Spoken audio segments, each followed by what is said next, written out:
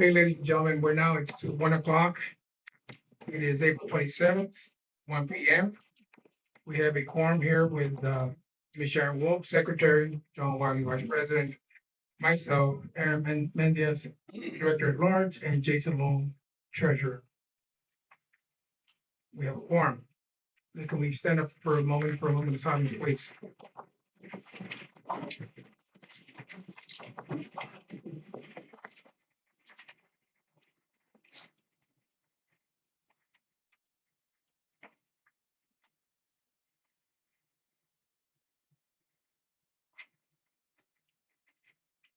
Pledge of allegiance.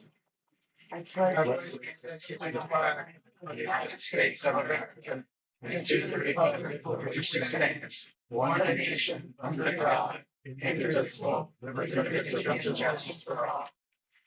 Honor the Texas flag. I pledge allegiance to thee, Texas, one state, under God, one indivisible.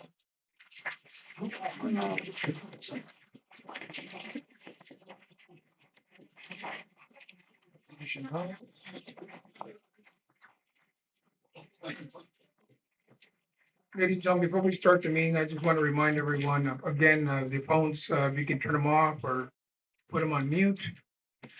Second, if there's I know it's easy sometimes to start talking or whispering, but sometimes the whispers run from one end of the room to the other and back here.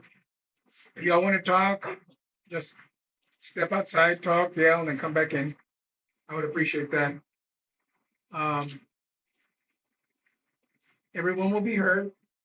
After we have our discussion up here, you'll be allowed to chime in. And let's all be civil and respectful. There's absolutely no reason for anybody, for us and for you all, anybody to get out of hand. Just work hard. Work hard board, work hard meeting. Everyone's opinion matters, at least to me they do. So we did have a meeting on March 7th, this past Friday on April 25th. Regarding the finances, we had a meeting on March 17th, special meeting for the landscape contract. So this is officially our third meeting.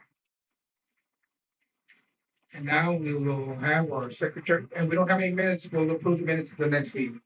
Now we have anything from the secretary? I haven't received anything, but the minutes from Friday will be approved next board meeting. Okay. Mr. Long, treasurer report, please. All right, so last month we had a total in all our accounts of approximately 838,000. At the end of March, it was 858,000. That's continuing our trend of slightly increasing our balances month after month, the last 3 to 4 months. Still maintaining 9 bank accounts. I'd like to see that reduced to about 5. On that later. Motel revenues, if you don't take account of the tax, we got about a little over $14,000 because we had Spectrum and Fort Clark Day occupancy in there. You're fine. Y'all hear me now? And so then looks like in February we had a lot transfer fees of $1,500, in March $1,200. I know there was a sale, I think in March, we sold a couple of lots for about $12,000. I don't see that in here, but I saw it in QuickBooks. And we had 2 new FRMs and 4 FRM cancellations, continuing the trend of FRMs going away. And that's all I have. Mr. Long, just out of curiosity, well, clarification, really. We have a balance of 838 or 858? Had at the end of February 838, and then at the end of March we had 858. $20,000 gain? Yes. Thank you. Any questions? Ms. Wolf? Any questions regarding the report? Aaron? John? Yes, sir. Very good. Okay. Ms. Shar had a family emergency. Our general manager, so she will not be here throughout this meeting. Hopefully she's watching, or she will watch a recording. And Mr. Wiley, it will provide her manager notes from for the last 30 days? Good morning, everybody. I'll try to put this in the same context that she would, but I don't know if that's possible. Okay, so a Spectrum detail update. The original bill reported by my staff in January for Spectrum was $47,890. This amount was the initial estimate prior to our follow-up with Alec, verification of check-in and check-out dates, and final consultation with Kingdom USA Accounting. Once all members had checked out and the billing was thoroughly reviewed, the finalized amount was determined to be $42,580. And this last month, we had 2 charter givebacks. A TCQ detail update. As you know, I believe back in January 7th or 8th, members of the association that were too chicken to come out and do it in public turned us into TCQ for burning stuff at the dump. And although TCQ indicated during their visit on January 16, 2025, that there were no major concerns, we later received an exit interview letter noting 2 potential violations. The letter also provided guidance on how to address and resolve these issues. The action required was please provide disposal records for municipal solid waste that was temporarily stored at the burn site, which we did. A written acknowledgement that any scheduled supervised burn at the designated burn site must be notified to TCQ Laredo Region Office at least 24 hours in advance, which we do. On April 17, 2025, we received a letter from TCQ confirming they reviewed compliance documentation submitted on March 18, 2025, resolving violations identified during the January 16 investigations, and no further actions required. And we have a release statement from TCQ essentially saying that there's no fines levied or any corrective action at this point. Pickleball update. Mrs. Oliver scheduled a meeting with with Charlena to discuss how well the pickleball campaign was coming along. To date, they have raised an estimated $10,000 and need about $2,500 more. And although the project originally started with $7,000 in donations and was intended to be a temporary court, they quickly received the additional donations. As a result, the project has expanded to installing 2 permanent courts, which had been their original goal. And I'll be submitting an alteration form to the board for approval.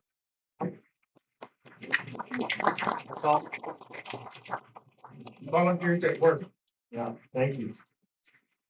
Okay, and I'm assuming she wanted to introduce our new communications coordinator. His name is Andreas Balderas, and I'm proud to say that I'm originally from Del Rio, Texas. And although my family moved to Missouri when I was young, where I completed both my schooling and college education, I always knew I wanted to come back home. I've experienced different career paths, each one teaching me valuable lessons and helping me grow. However, I found my true passion in marketing and graphic design. Contribute to a company's professional image and growing alongside the organization is one of my greatest sources of fulfillment. A few years ago, I accomplished my dream of returning to the community that shaped me. Since moving back, I've had the amazing opportunity to reconnect with local people and immerse myself in the vibrant community here. It's been an incredibly fulfilling journey to give back through my involvement with local organizations because at my core, I'm passionate about helping others. The local community has also been the perfect place for me to enjoy some of my favorite hobbies, whether I'm running a 5K, diving into a good book, or exploring my artistic side. This community provides endless inspiration and opportunity. If I'm not on the running trail, you'll probably find me lost in a book, and I'm truly excited to be part of FCSA's family and can't wait to contribute fresh ideas and energy to such a respected organization. Here's to making a difference together. So let's all welcome Andreas, and we hope he does well. So. Okay, drainage ditch work in Unit 37. I believe that was to correct some of the flooding to the east of Unit 37. It's currently stalled. 38? 38. Oh, okay, Unit 38 stalled due to mechanical issues with Tom's equipment. To be proactive, I'm working with an alternate solution for the RV barn. Can't thank Tom enough. I mean, that's awesome. And we'll try to reach out to him and see maybe if we can help some way on our end as well. Security will be hiring additional help for Friday, Saturday, Sunday for pole patrol and trash pickup. And new pricing will be available on the flyer on the table. Hunting, the current special for May hunting is 25% off for trophy bucks, and non-members can harvest three doe per day for $200. We had a break-in on March 9th, 2025. As you know, there was a break-in. We have not heard anything back from the sheriff's office, but she intends to reach out next week and see where we're at. To recap, we have installed brighter lights around the cart shed and outside of Creekside. We have changed all the locks, and all monies and building keys are taken to security gate every evening, which means the employee must pick up the keys to open the shop every morning, and the closing employee will take the keys with the money to the gate every evening. And events and marketing, the return of the artisan market will be on May 24th at 8 a.m. to 1 p.m. and we will have Charlene's favorite margaritas. Thank you very much. Committees, do we have anybody here from the airport?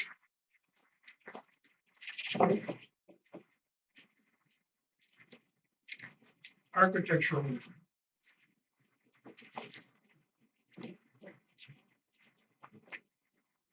In the past 6 weeks, we've approved 8 permit requests. We've sent out 10 violations. We have 2 working without permit issues that have been resolved and the fines waived. We're now sending violations out for loose dogs. Complainants have been going to the GM and the board member. That's not the place to go. Architecture can fine people when their dogs are loose. Am I not? Can you take it closer?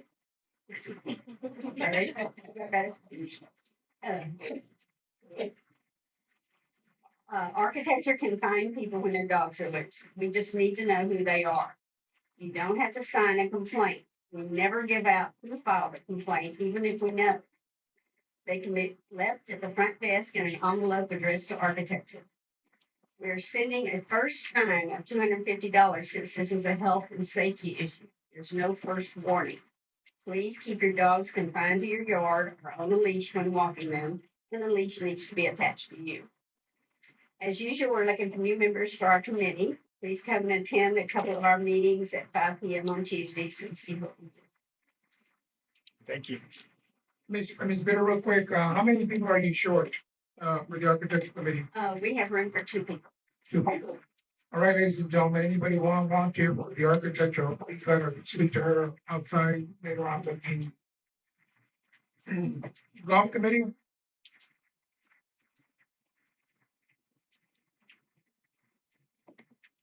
Reservation.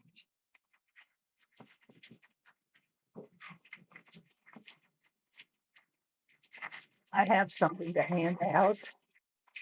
Each of you. It's never easy to hand things out around here. There you go. There you go. Hi, thank you. Thank you. Yeah.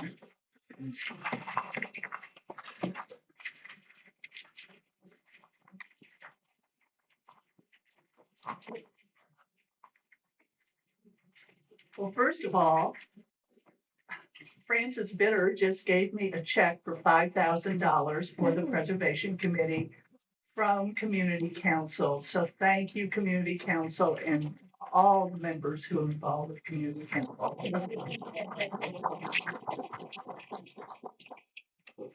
So what we're working on right now is there was a historical commission evaluation of the marked buildings that the fort owns. And so we have been working on that. We're looking at repairs. And so what we've come up with that we're really having to take a look at is the post theater.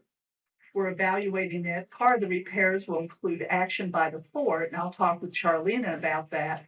When it rains, water is compromising the 2 doors on the east and west side, and as you all know, they're below ground.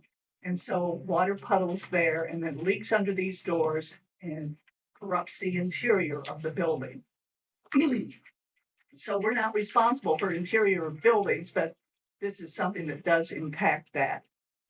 The Service Club, although it received a green rating from the Historical Commission, there is still a lot of work to be done. The corners of some of the windows are rotted out and need to be replaced. So that's the part of the window where the glass is in. Additionally, some window sills need to be replaced, again, due to rot. In the January board meeting, President Lisa Vale stated that the Preservation Committee was only responsible for buildings owned by the Ford that had a historical marker. We found a legal resolution at the Kinney County Courthouse that states the Preservation Committee is responsible for all buildings in the historical district that are owned by the Ford. And that's what I've just given you, is that resolution.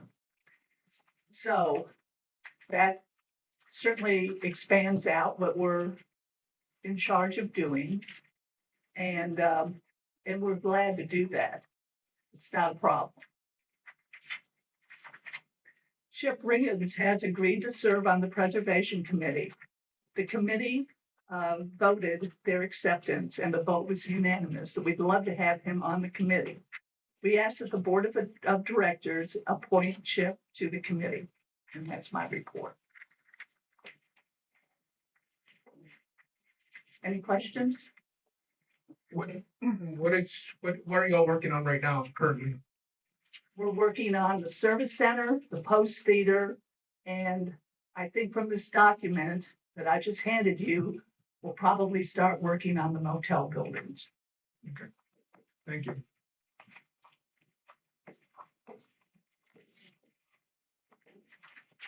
Should we approve Mr. Chip Riggins now? Since we're on topic. We need to take a vote to appoint, I'm sorry, Chip Riggins. Chip Chip Riggins. Riggins. we need to appoint Chip. Does someone want to make a motion? I make a motion. I'll second it. All those in favor? It's unanimous. Mr. Chip Riggins is now part of the preservation. God bless him. All right.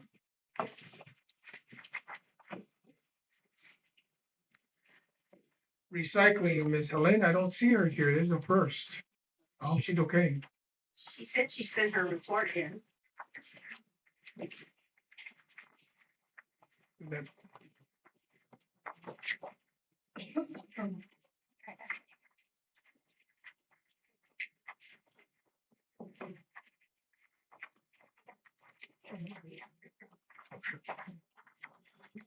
Thanks, person. Can you read it? Yeah, I'll work through it. Recycle Center, report for April 22nd. Our work is going fine. We desperately need 1 or 2 volunteers starting in May. Helena will work with you to show you the roads. It's just 2 hours a month and you'll get to see other FCS people. And it's not rocket science. Thank you, Helena. There we go, folks. There's another opportunity to volunteer and to dispel what a lot of people say around here. There's nothing to do here at Fort Park Springs. What can we do? Well, there's 2 great opportunities to volunteer. Thank you. That's pretty hard to read. Quickly.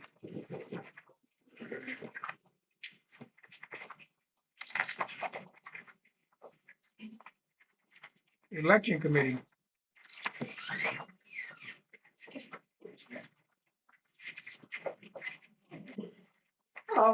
This is short and sweet. The election committee has fulfilled all of our obligations under the bylaws. And we ask that you release us until September 20th, when the new board must be appointed, the board meeting for September. Is that it? That's it. It has to be on the agenda, short and sweet. Is there a motion to dissolve the election committee for 2025? I make a motion to dissolve the election committee and thank you for your service. Thank you for asking. Second. There's a second motion. All those in favor? Thank you, Ms. Sandy, for your service.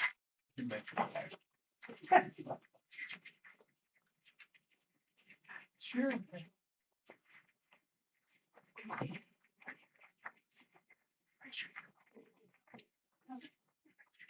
Community council report.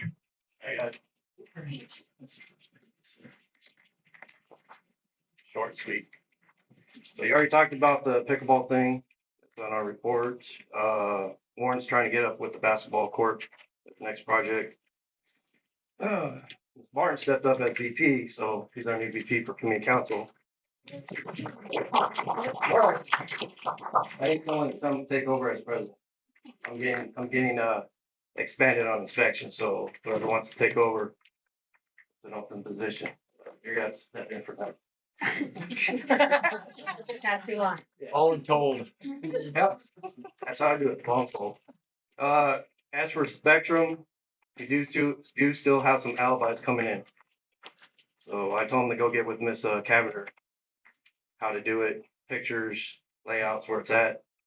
Not a lot of them were informed of what to do, so now they know.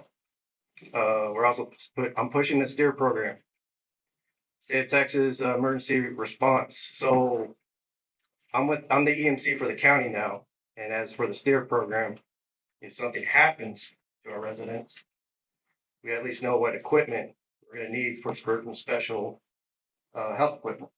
So I'll be bringing out flyers, getting with you to drop them off, spread them out, and so that at least our residents are involved in an emergency scenario. Steer, is that an acronym for something? Yeah, State of Texas Emergency Assistance Response. And you're gonna be heading that? So, any questions on me? Can I ask a question? I know in some places they have the, fly me out, since we're 2 hours. Some of the counties, if maybe you could look into it, some of the counties are getting special deal for their residents at a very really low reduced rate to join that, system. See, STEER is free because what it is like if our emergency response team gets knocked out, that's information for TDM, the Texas Department of Emergency Management. They'll take over, say like our fire department gets nicked out, they're gonna take over and deviate to like Valverde, Uvalde, Eagle Pass. It's a secondary response. If our primary, which is our own county emergency, was to be, knocked out, that allows them to know where the response. It also helps out Nick Morgan, our EMS director, to know who to call in to get some of y'all out of areas with a certain equipment you need, respiratory to devices that you're relying on, certain equipment to lift you out. That's what STEER's for. As for the flyouts, that is actually going to be depending if we ever have to. It's not going to end up. See, my call is to ask for the response of the sources. It's going to be on state if we get a reimburse or not. And the thing is, we wouldn't be close enough to FEMA level anyway. So, we're so small, it would take neighboring counties to be involved to be able to hit FEMA level.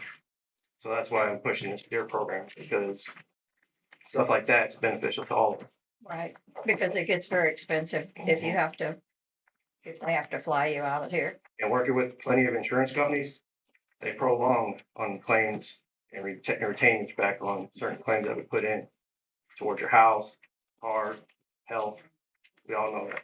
Yeah, So there are companies, so, I mean, we have a company that I think it's maybe $300 a year. mhm. And in Sanderson, we had to use it and they paid for everything. It didn't cost us anything to fly into Midland. Yeah, what will happen So like I stuff know like that. there's programs like that. Yeah, I'm working on programs like that, but I have to do that through the county level just because everything's resorted through the county. Right. So maybe that's something we can talk where the counties can get together and offer to the residents something cheap in case we do have an emergency like that. Yes. We do have land free. Yeah, Yeah, we have that. the county pays for that. Does the county pay for Yeah. that? Yes, and they land actually down across from the guard shack. Okay, that's what I wasn't clear on. I'm new, so I didn't Well, know. I just wanted to The thing ask. is if the we have- aviation, that is a primary location. So as I designate every these locations through the county, we have a total of 6 of them now. Okay.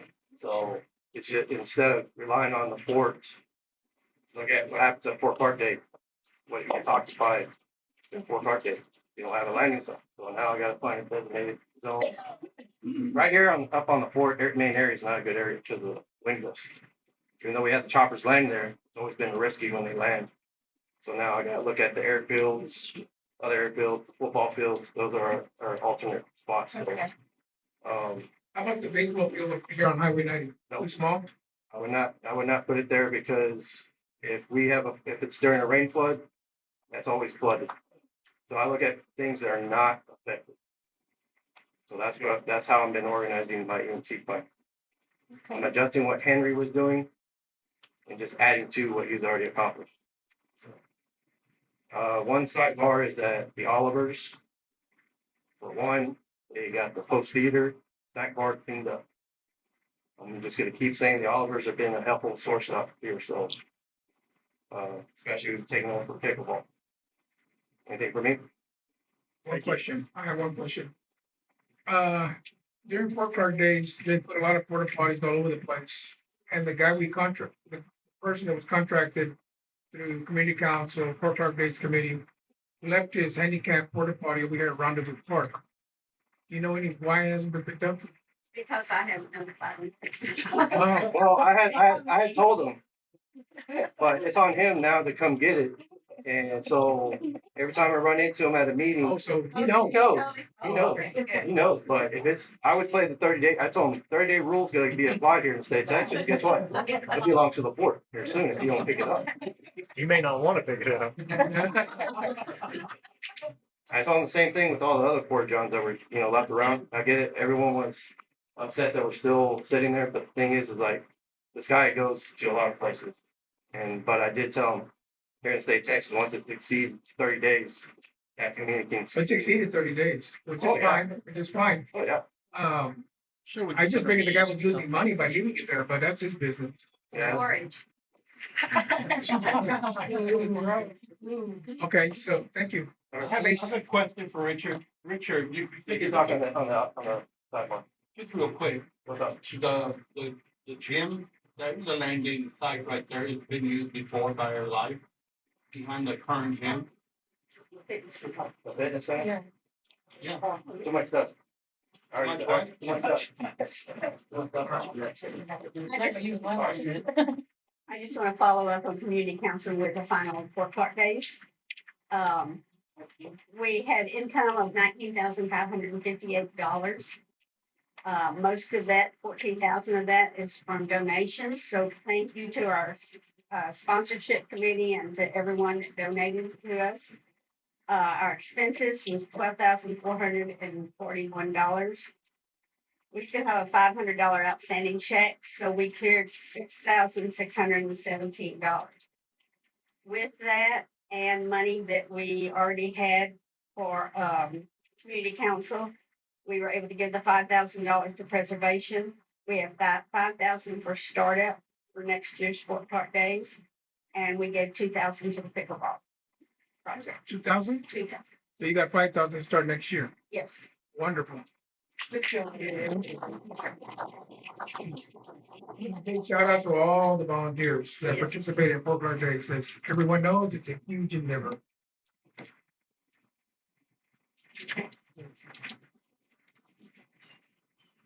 This last month, there was only one email vote. It was regarding moving the meeting to today. And it was unanimous that we voted for the meeting being moved to today at 1 o'clock. That's the only email we had on the record.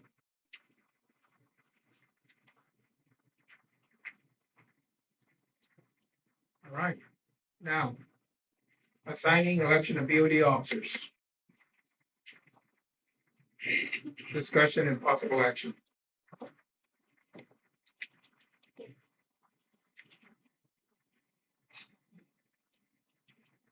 Will there be any motion for the officers? A motion that we leave it the way that we discussed it in the annual meeting. As is now? Yeah, I'd like to do a little explanation because y'all might not know what's going on. your microphone, Ms. Ford. You might not know what's going on with the board officers, but with the board officers, we're supposed to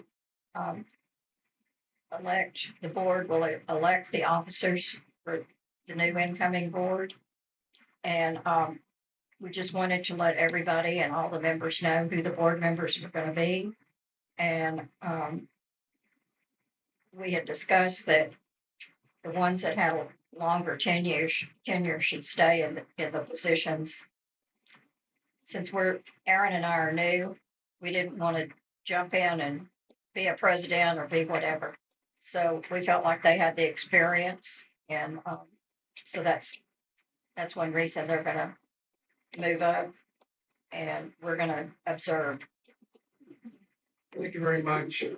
So is there a motion for John Wagner to stay as vice president, Ms. Wolf to stay as secretary, Mr. Mendias to remain as director at large, Mr.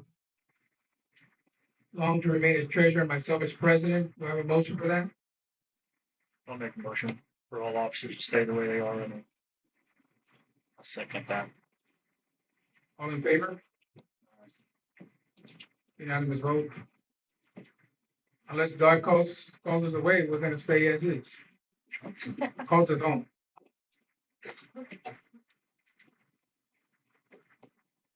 Mr. Mendiaz is going to give us a short synopsis about the renovation of our motel.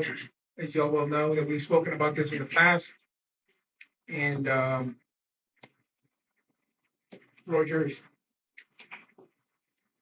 All right, can you hear me? So I did get the engineer's report last week. I shared it with Charlene, although we haven't reviewed it together. I've also shared it with the preservation committee. I don't know if they've reviewed it either. Because I just did it this morning. But it's, how to put this? It is action is necessary for the motel, and it some things were not done correctly in its initial inception when it was converted to a motel, as I'm told by John Wayne. So to be compliant, things need to be done, and even building a scope out of so the report is not a plan for how to fix it. That would be follow up next.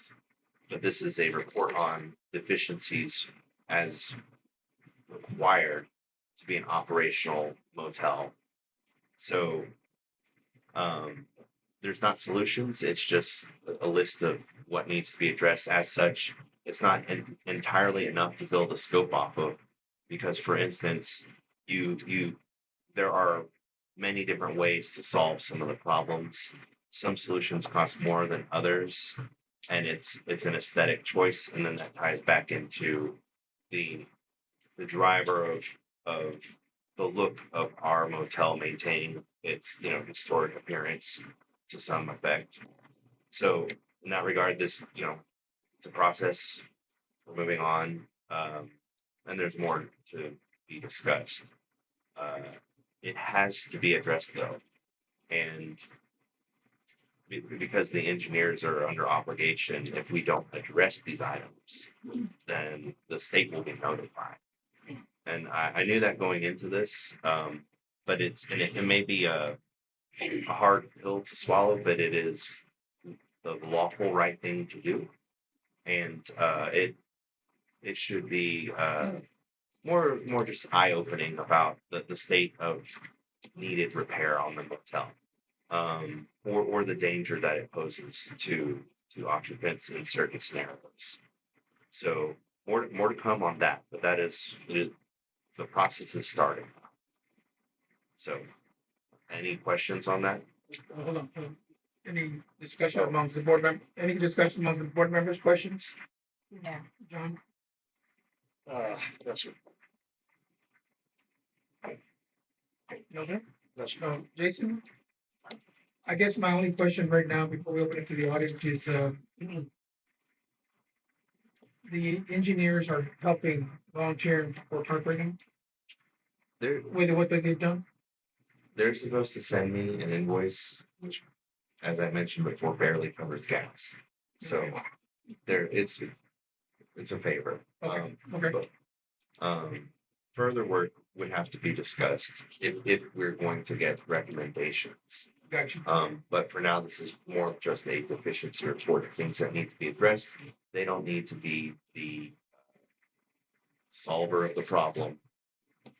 You know, anyone can do that as long, and then it can be reviewed, I guess, again.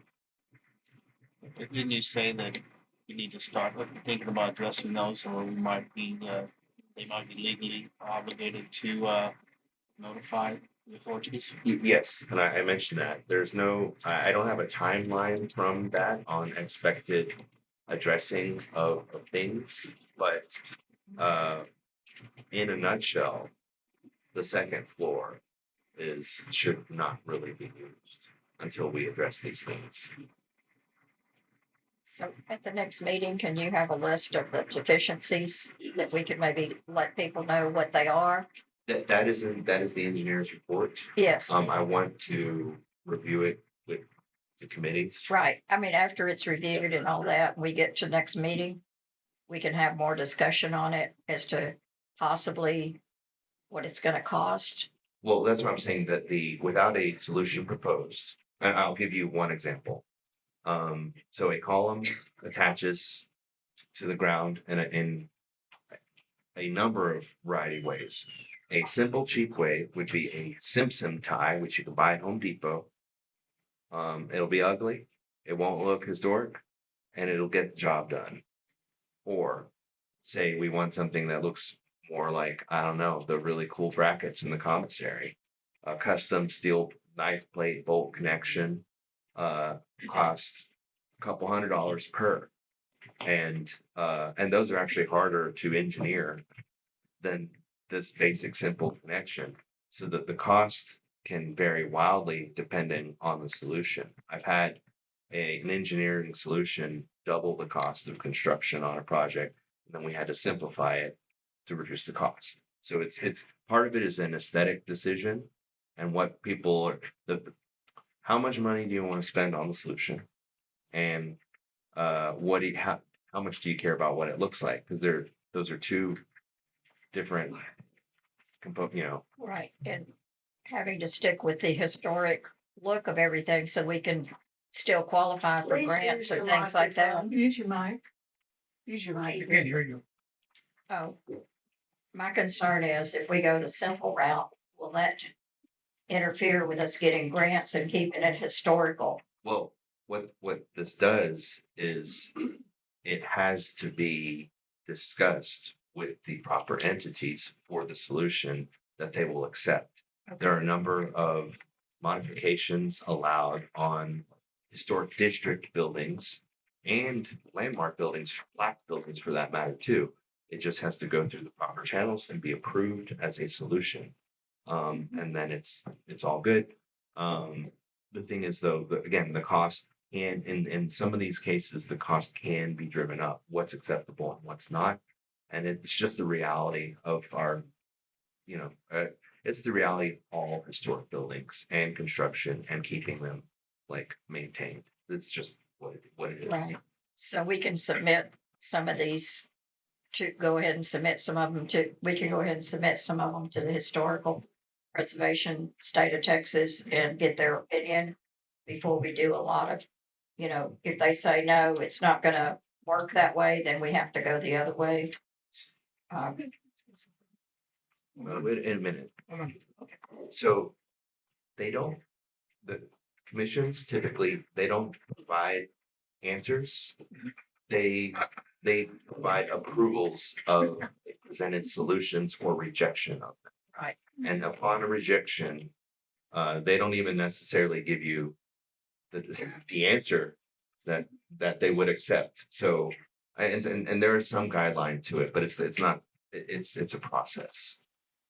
So and as long as we're going through that, I will say, I mean, I talk to these engineers every week about other projects. So, I'll keep the conversation going with them.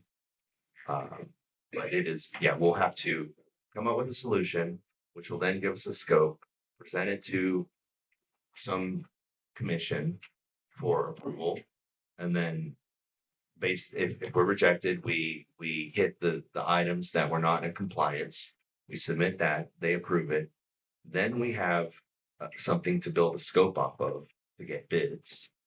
And then we have bids to review and compare. That's the process. So technically, we're in the embryo stages of all this. And we have drawings and Okay. an engineer came and saw, yeah, at the beginning. So you're saying the second floor is not safe. Should we not be renting any motel rooms on the second floor? To be clear, this is not what I am saying. This is Right, what I know what you're, licensed engineers are saying. right. That's what I'm saying. That the information you have from the engineers, have they declared it unsafe to be renting those rooms? So that I don't mix words, I will read exactly what I was told. And I'll submit, I've already submitted this to Charlena, to preservation. And I'll share it with more people. Not the actual deficient, well, they have the deficiency report too, but I'll state the language about Okay. the seriousness of it.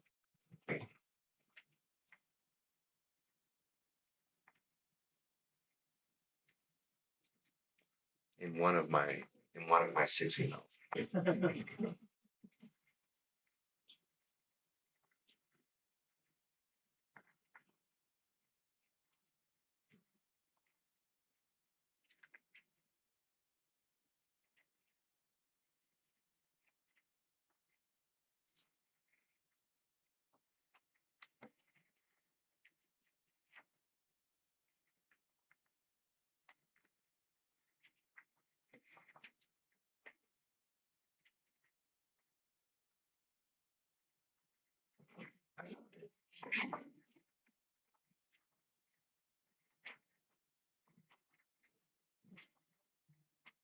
Okay.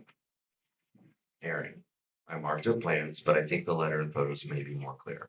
Please review and let me know if you have any questions or comments. I've noted in the letter that we feel there are life safety concerns since the second floor framing does not comply with building code, live loads, stairs, exits, guardrails, and that the balcony structure shall not be accessible without shoring/reinforcement. We want to make sure this is addressed with the board as we feel it's our professional obligation to address conditions that may impact public welfare. If it is not addressed, I will have to reach out to the state board to verify my professional obligations as a licensed structural engineer. That's the language to me as a friend, to be clear. That's toned down. And then the report is very formal, but that's what we're looking at. Anything else, John? Jason? And shoring up, to get it basically where we don't have to shut down half the motel to have an idea of what. So an example, shoring is our our braces are technically keeping the corners from collapsing. So the shoring is a temporary fix. Yes. So there could be a temporary fix until we get all these bids and do all these things that we need to do or no? Well, some of that is more, again, without going into the full blown report. Some of you might be spending a lot of money on temporary fix that could otherwise go to the actual repair of the structure. Okay, good. Thank you. Thank you. Members can, if you all have an opinion, come on up to the microphone, please. I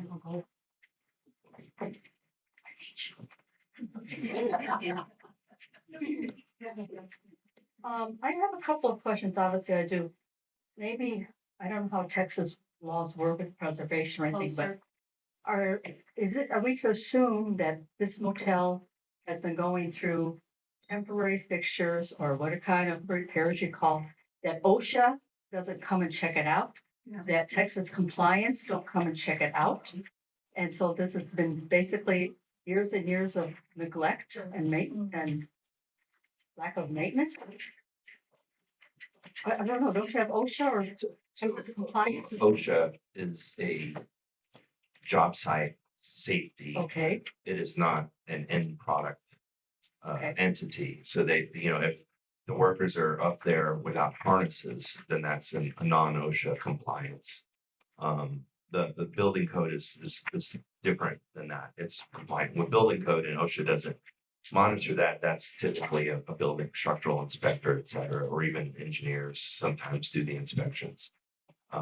So posts can typically, I mean, what doesn't happen in Kinney County is there's not structural compliance inspections or electrical or plumbing. We just don't have that here really. So that's why these things happen, including in their original construction. If I got more into the report, you would see that it's not even just the fixes that have been applied, it's the original design that was non-compliant when it was done in the 50s and converted to a motel or hotel. Okay, so then when they redid all the rooms and everything, I presume that no one ever came through and checked out the electrical work and that we just did it on our own. No,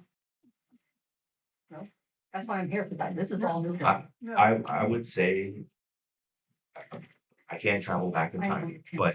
but to me, part of the reason I'm here is because this is the past, present, and future state of construction in Oh, King yeah. County. Why I'm doing my own construction, and finding things that I can't believe. The engineers came to my place and I poked a wall like this so it could flip around, and they were like, we're standing in the structure, don't have it collapse on us, So that is, but that's why I'm here. I'm trying to fix this the right way. And I think we'll see if we're all on board with doing the right thing, about how to go about this to both meet safety requirements while also, uh, keeping it in line with the historical, desired, you know, designation and or just aesthetic. So can we do this in stages and have them come through and okay it and say this is okay, or does everything have to be done all at No, once? well, if you're talking about phasing out a project, as in we work on Bullis Hall first and then Patton Hall second, sometimes there's an economy to doing it all at once because they don't have to make multiple trips. It depends on the trades, really. But regarding just the process of getting through the system, uh, I you can do it both ways. You can do one building at a time. You can submit all together. Sometimes the state makes you separate the buildings and do two different permits for the same amount, same identical work. I'm currently just got two permitted exactly like that. So- My last question, so both buildings are in state of disrepair completely. Both second floors should be done, or they're just fullest. Both second floors because the original design was non-compliant for 1922 standards, even though it was built in the 30s and then remodeled in the 50s.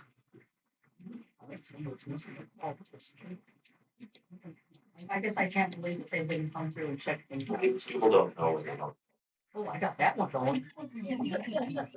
Okay, that's all I have. Thanks. Thank you. Ms. Gossett, were you gonna add something? No? Okay. I can verify that in small towns and coming from Sanderson. They have the small towns and places out here in West Texas, unless their county has building codes that you have to go by, which Sanderson had none, and it looks like they don't have any. The only, and working construction with subcontractors for a long time. The only time really OSHA shows up is if somebody calls them, or if somebody falls and gets killed, they'll have to show up. In Sanderson, we were doing, the county was doing a construction thing out there. And they had contractors out of Midland and they were operating very unsafely. And OSHA did come out because I called, because I told the county, if somebody gets hurt, they're gonna sue the county and we're gonna be in real bad trouble. So they did come out, find them, and they got new crews, but that's usually the way it kind of works. I don't know if that's what you come up with, but if you're on a big construction job, like ones that I have been on and involved with, OSHA's on site and we have our safety people, and those are really by the book. But in these small towns, I bought rental property out there and nothing. I mean, it was a hazard for everything had to be redone. And so the only way you're gonna get, if you're remodeling or doing things, the only thing is you're gonna have to require whoever's doing it knows what the codes are. And you tell them, I want this built by code. And that's the only way you're gonna get it. Yes, Ms. Christensen. Um, I just have a quick question. It might be kind of dumb, but do we have funds like in preservation or, something like that that will deal with this historic, because they are historic buildings? Or are we going back, and if I've missed something, I apologize, are we going to go back to the assessment issue? Once we get more information, and Mr. Magic was gonna add this, go ahead. So for me, what this should show is, and I mentioned this when I was running, is that our pockets aren't deep enough for our problems. John has talked about this correctly. But this is why when we apply the plan to fix the proper way to the whatever historic entity, that we also can hopefully get funds released for restoration of historic structures. Especially considering that some, like the asbestos being left from the army is a good example of that. What's happening to flood? I mean, well, that's Yeah. another story. That's another So story. there should be money out there, and Grants. it's we're gonna have to do that because our pockets aren't deep enough for our problems. Thank you. I just ask a quickie, is it the building on the left that we initially were talking about? The hotel, motel on the left, as you're going? Well, they're saying both, but one is really bad. They're equally. Oh, they are. They're both yeah. Can we rent the bottoms and not the tops? Yes. Because the summer is generally pretty slow, at least with the pool empty. Yes. Linda, come to my please. Okay. Thought I had. I know, but we have an audience. We have an audience. Because we don't get a lot of business as long as the pool is empty. If we could rent the bottoms, can the repairs go forward on the porches? So regarding OSHA, at a certain level, you can't have people around construction. We got to shut a whole building down. Well, during construction, however, if this process is going to take time to get the design, the fix decided on, approved, and then implemented, we could then phase the construction one hall at a time. So you only have one shutdown at a time.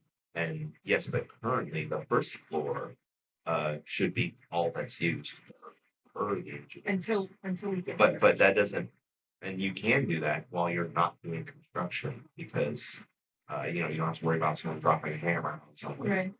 Okay. Any further? I would just like to let y'all know that we are working with Tony Gonzalez. His group, his a representative out of Uvalde has been very helpful in putting together a binder for me with grants that we can start looking at. And they've been told that since the immigration problem, the alien problem is pretty much under control, they're not having to spend so much money on the grants that they've been giving out, that there might be some appropriations. So I just want to let you know that we are looking for money and working with, he's given me some contacts, and Constance knows because she works with Texas Historical, that they've been very helpful. So it's just going to take time, but we are going in that direction, looking for funds and trying to see, he's going to want to get elected again next year. So he might be a lot more receptive to stopping in Uvalde, stopping here in Bracketville instead of just Uvalde and Del Rio. I've been bringing that up to him quite a bit. And he may can do some appropriations when they start cutting loose with some of these funds. We're just hoping for that, praying for that. And we are working, the board is working in that direction. Mr. Diaz, what do you want to do right now? Do you want to have further discussion, in executive session, or? Yes, I want to continue talking with the board about the hotel. We go into the next item, okay, with that? Preservation funds to Fidelity account. It's my understanding that that account's already been established. And you wanted, is there something else that you wanted to add to that, Ms. Constance? Ms. Kilgore? I want to thank you for putting this in an interest-bearing account. Really appreciate that. Hey, thank you. Discussion, anybody got questions regarding that? We need a vote to establish that account and move. It's already been, it was an operational matter, so it was already established.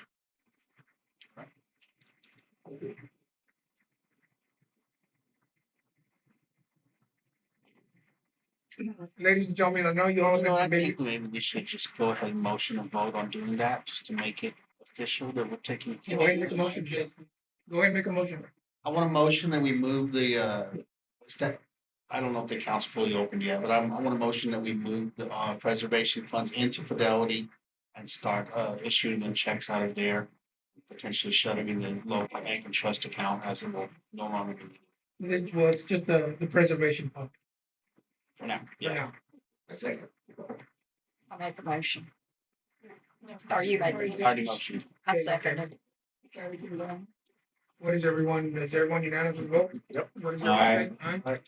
Unanimous vote to continue with the Fidelity account in the preservation account into Fidelity.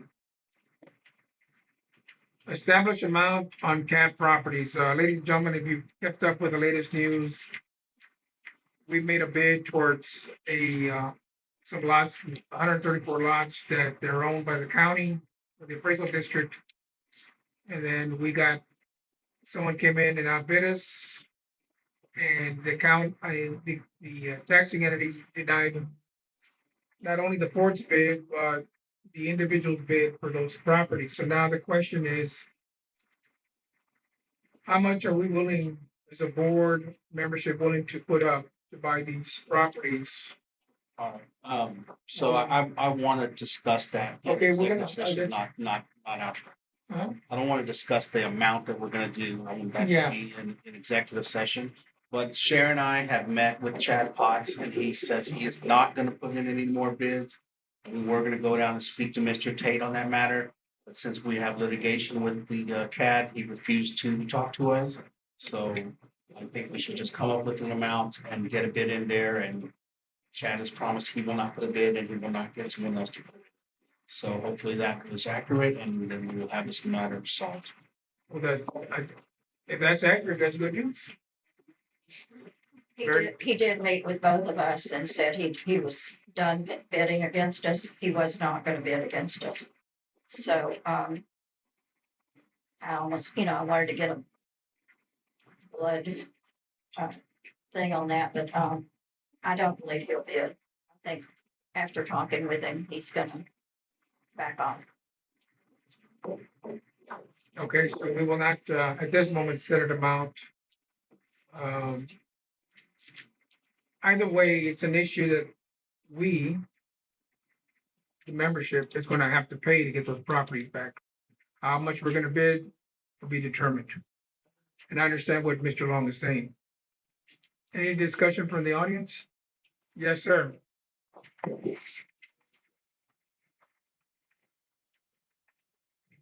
Kurtzman, just a quick question. Yes, sir. Are those lots, are they resellable? Were these actually lots that people have houses and stuff built on, or is No, this like they're these? colonial lots and they cannot be sold by us at least because they're undeveloped and have no utilities.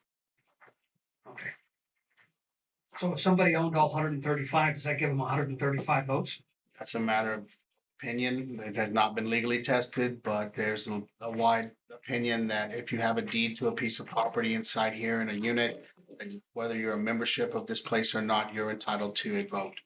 And you don't have to pay assessments because we just sent out, how many, 1,300, 1,400 ballots to people that have never paid in the last 25 years because some staff/board in the past made the decision to just stop trying to charge them, which we hope to rectify in the near future. Well, but there's a distinct difference though between those, and that is that they still have memberships. Those lots still have memberships tied to them, the ones we sent votes to. Yeah, that is. These do not. So it would be my opinion that no, you would not get a vote unless you paid to have the transfers done. And in this, we say it's a lot in the association, we're a unicorn, and we kind of are. It's probably never been legally tested, but my guess would be that we would prevail. But if somebody wants to buy the 134 lots, it would be my opinion that they're gonna have to have them all transferred, which is about $17,000 something, and they're gonna have to pay $20,000 a month in memberships. Well, not the memberships, because unless we go and foreclose back on them, because we just sent it out. Maybe to get the memberships initially, but to force them to pay the assessments, then Sure, but so you're correct. He wouldn't necessarily, whoever wouldn't necessarily have to pay membership, but we would then we have a much better foreclosure attorney, and we would get the lots back through foreclosure and probably be a little bit more, have a little more money in the bank. So one other question. My understanding is the benefit of getting these back is at some point they could be deplatted Yes. and we can consolidate and do some other things. Exactly. Oh, okay. that is the Thank you. long-term goal. All right, appreciate that. And I know we keep shouting microphones at you and at each other back here, but for anybody that's ever watched this at home, you can't hear half of the things said if it's not said on the microphone. So please, thank you for using the mics. Thank you to people coming up here to use the mics, because those people that are watching don't hear half of it, even though you and I may still be able to hear most of it. So I appreciate that. Thank you. FYI, we're about to improve the mic system, the video system that we have for our viewing members out in TV land. I'd also like to say, I don't know if any of those lots are on any of the return ballots that we got, but we have put together a procedure of how we're going to find out if or when we can knock those people off of the rolls. If we can, it's a procedure. It's gonna take a while. I think Sandy is gonna help me with it. But we can follow up on that, follow up with the appraisal districts. And by the time we get through, we're hoping that we can either get them to give us the lots back if they don't want them anymore, all the return, there were probably 400 return ballots. So we're gonna be working on 400 return ballots of clearing that out, of either clearing it out of our system, starting to send assessments to them if we have legal addresses. If they're not paying their assessments, we're gonna start a lien process of putting liens on the property and then eventually foreclosing. So it's gonna be a process, but we are putting a process in place to get some of this stuff cleaned up.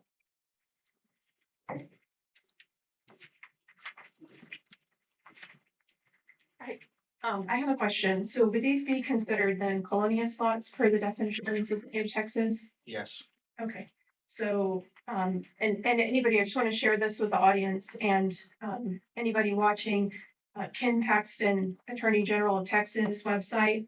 There are such things as colonial prevention laws, and Jason, you referenced that the court would not be able to sell them because these are particular lots that don't have water, they don't have access, and so this is something that if you go to the website and really just read it, it's pretty easy to read. There's summaries and you don't have to dig into the law. But this is apparently a thing that has happened a lot within 50 miles of the Mexico-Texas border. That is a concern. And so it's actually addressed through the law in the state of Texas. And so my question, and I know you guys probably don't know the answer, but I just want to publicly ask it out of curiosity, is if the association isn't allowed to sell the lots, then is another entity, state entity, allowed to sell the lots? And if has anybody, because like you have all said, we're a unicorn, this is an interesting situation to be in, and there's a lot of them. It probably is worth a phone call to the state of Texas to ask those questions and kind of identify what's going on and maybe get some leadership and guidance from the state directly on how to maybe handle this. Certainly that is a very good point that we were gonna need some legal advice and some. I hate to mention the word lawyer because obviously that costs money even when you say it. So, but maybe a phone call to the state of Texas would, maybe there would be some help. I mean, this process is likely to be long and potentially somewhat expensive. So, you know, Thank you. thank you. There are quite a few rules on the colonial, like these are listed as colonial, because we can't meet the requirements to get colonial grants and things like that on the port, but maybe we can on these lots. So that is something we're looking into also. If they are colonial lots and they're in our possession, we may be able to get some grants or something to help deplat them and put them aside for green area or common property or whatever. That is something, and thank you for bringing that up, Brittany. There are very special rules for colonial properties. And just the point that if you look in CAD on some of these lots that are owned by private individuals, even though the taxes are $7, $8 a year, a lot of these people are making their tax payment in October. So they are reachable, some of them to a certain degree, and they probably just half of them might just give us the lots back if we start asking them for assessments. So see how that flies.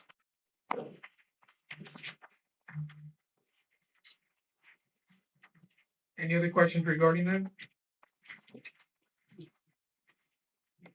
Next item. We have I'm sorry. Yeah, Sorry, Bruce. question, I didn't understand what you meant by a colonial lot. It's called colonias, Colonias. and they were developed to like help rural areas close to the Mexican border at some point. And like our community, a lot of them never got developed and have been issues, as Brittany pointed out, for other areas as well. So they're just. Originally, when this place was made, there's 8,000 lots, and mostly all of them are still platted out in the woods. Behind the airport, there's hundreds of them. Right. There's so many. Bruce, Both of these. let me just add a little more to what you said. It was established because I grew up in Laredo. Back in the day, there were some landowners in Webb County that they had 100 acres, and they started selling the land to poor folks. And they said, "Look, we'll sell you an acre for $10,000 at 15% interest. And there's no streets, there's no water, there's no lights, there's nothing, but you can do whatever you want with it." Oh, So that's how it became a problem in south part of Laredo, because people, this is down the late 80s, early 90s, creating odd houses out there in the whole bit, and it was a mess. But everybody owned an acre, and they were legally purchased. like an urban. They took advantage of someone, they bought the land for 20,000 and 15% interest, owner finance. You do whatever you want, it's your acre. So it became a problem because the city of Laredo and the county could not provide services to them. And then it just became a big problem. Now, that was one part of it, along with the valley. And then the legislature got involved, fixed the law or changed the law or made the law to say undeveloped property cannot be developed. And that's our situation. Our situation became, we have all this property that was established, surveyed, platted, but we never, over the years, the streets, the water, those wasn't set up for them. We even could if- likely, even if we you could got the- develop them. even If if we you have got water. funding for streets and water and power, and people that wanted to move in there, we technically probably could develop them. But the fact that we are the developers, Fort Clark Association is the developer of those, is why we cannot sell them at this point. Our private individuals and other individuals seem like they can, or they have been doing so. But as the developer, we can't go out and market those and go, here, buy this. It's like, like a Ponzi scheme of some sort, like buy Unless you this put a- imaginary thing in the woods, If you put the utilities and all out there, you If, could. if there were, and people that wanted to live there and made that economically feasible. Okay, If someone privately wanted to sell it, for example, let's say I own one of those little lots, and you just moving in, or you're from Oklahoma, and you say, "Hey, I'd like to get a piece of Fort Clark." Well, I'll send you my little lot, under the understanding that if you're just gonna have a membership for $20, it's yours. Just transfer fee, and then you can vote and do whatever you want. Just can't do anything with the property. right, But you got your membership, and you got your little piece of land. okay. Sorry to take up the time. Oh, no, thank you. I'd like to say, coming from Sanderson, Sanderson is a colonial town, a colonial, the whole county is labeled as a colonial. Because it's low income, because the county doesn't have any money. And, being a colonial, in Sanderson, they qualify for tons of grants. They just got over $1 million grant to redo their whole water system. They've gotten grants, for community buildings and things like that. So being classified as colonial, and these are still under that classification, it really warrants us looking more into what we can do with the lots, what we can and can't do. But like I say, there are towns along the border, like he was saying, people were kind of ripping everybody off, so they established this colonia so that, the people that got into that situation could apply for help from the government, and the government got involved in it. So, and that's what happened to Gerald County over in Sanderson. Because of their low income and their elderly population, the whole town is colonial. And it qualified for a lot of grants.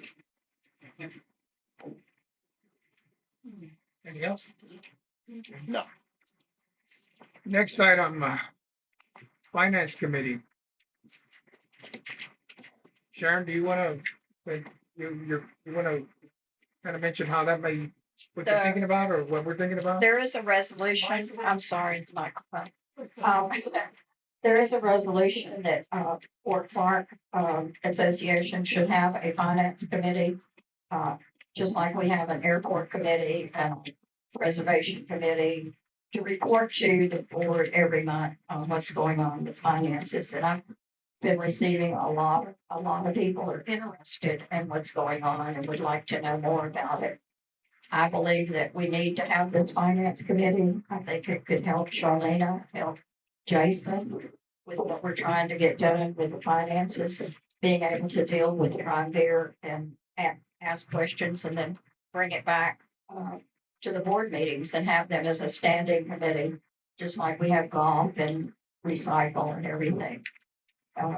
Being a standing committee, it can only be if the board would decide to do away with it, amend it. Otherwise, we're bound to follow the rule and follow the resolution. I believe it's an important, committee.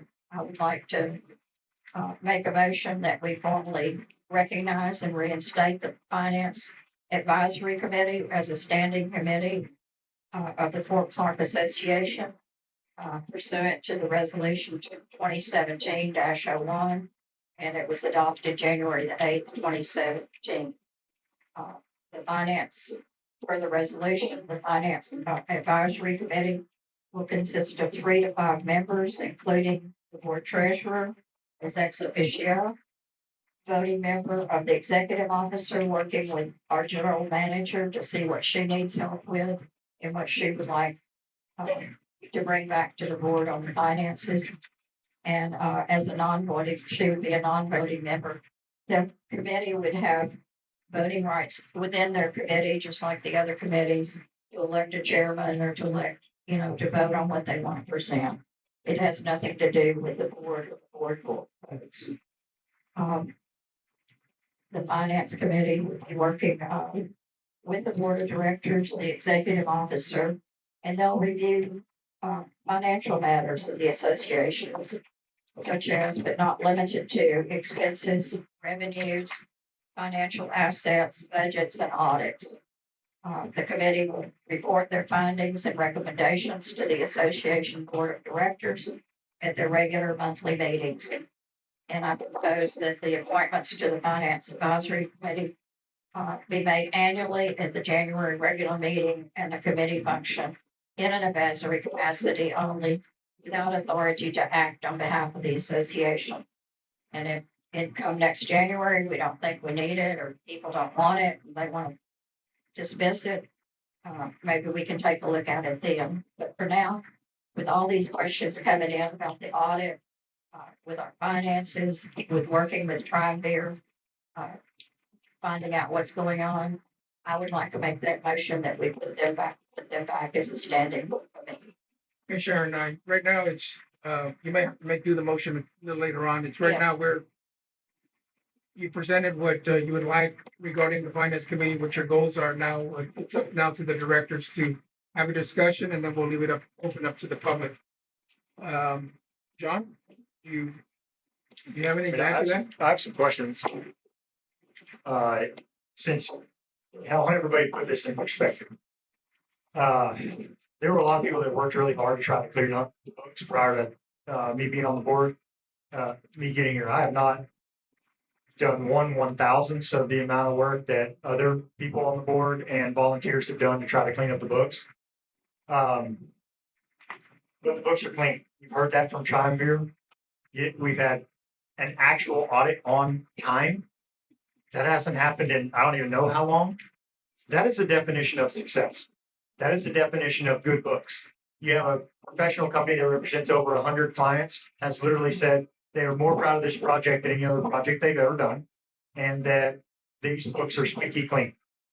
The audit questions to me are irrelevant, other than they need to be answered. But to come on the board the very first meeting and want to establish a finance committee when there's no back knowledge of the finances is hard for me to understand, because the professionals that have worked through these books for years have come back and said that we are a clean organization. So if you heard Jim the other day at the meeting, you heard her kind of give an explanation for like, why does the audit have something? And Travis asked the question about why does the audit have something classified differently than what we might expect it to be classified as. And those are where these questions are coming from. This does not mean we need a finance committee. What her explanation was is that they slide all the information over to the auditor, and the auditor bundles all that up, but the auditor is bound by their own ethical obligations and their own laws to do it correctly. Okay. They haven't done it incorrectly, but they may not classify and or bundle all of that information together the same way that Triumvir may have presented it to the auditor. That's not Triumvir's job. That's the auditor's job. Those are questions that we agreed on the Friday meeting that we can bundle up and we can send those questions to the auditor.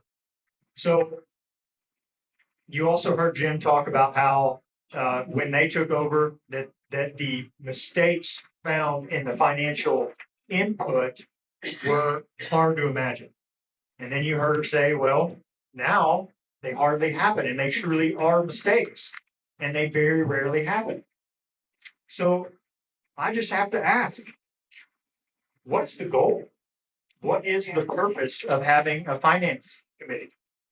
Because I believe Sandy will get up here and speak in a little while, but she was on that first committee, and we have budgets. We have the cleanest audits we've had in years. We have a company that runs our money day to day. Jason is able to give an exact amount that's in our bank account that was not possible when I got here. And I'm To not tell you saying the that. truth, I get that right off the bank statements. It has nothing to do with anything anyone else did other than the bank giving me PDFs. Yeah, but we had ghost bank accounts. We had other issues going on. There was no way for us to know exactly how much money that we had. That has all been cleaned up. And in my mind, that would be exactly what you would want a finance committee for, would be to say, hey, let's clean all this mess up. There is no mess to clean up. Now, what was harped on a little bit on Friday was the SOPs. And I couldn't agree more that SOPs are important. But my analogy was you don't run into a burning fire and start writing SOPs, you put it out. And then when the fire's out and everything's taken care of, you start establishing SOPs. And should Triumvir be accountable for SOPs? Absolutely. And they should be establishing more of them so that when we move forward, there's more fluidity and more efficiency when employees come in and out. So with that little bit of back knowledge, what is the goal and what is the purpose of a finance committee as it applies today, which is drastically different when that resolution was written? Jason? Well, I'm asking a memo. You're I'm asking a question. What's the purpose? What's the goal? You're asking me? Yes, ma'am. The purpose, The purpose is not to clean up things. I'm not saying anything is not clean. I'm saying we have a resolution, we're bound by the resolution to have this committee. If we want to see that there's nothing that they can do to help Jason or help the GM or present stuff to the board, then in January, when it comes up again, get rid of it. I'm just saying, we're bound by this resolution. I would like to see it. I would like to have a standing committee come every month and present what, what's going on. What keep, whether they're gonna help him with building them, whether they're gonna help with, uh, budgets or answer questions that are being fired constantly from people wanting to know about the audits, deal with the auditor, deal with crime bureau. I'm not saying anything's bad. I'm just saying we should have this committee, see what's going on with it. The end of the year, we might decide we don't need it, that Tri Bear's doing an excellent job. And on the SOPs, it came out at the Zoom meeting that Tri Bear had to, because I had a deal where they had said that they had completed all the SOPs. They had sent those SOPs last May, but they only sent them to Lisa and to Charlena. Charlena had been here 2 weeks, and evidently they got lost in her email. For a year, they said, we've done the SOPs. We have the training for your employees. Somehow that fell through the cracks because nobody knew about it. Nobody's been trained.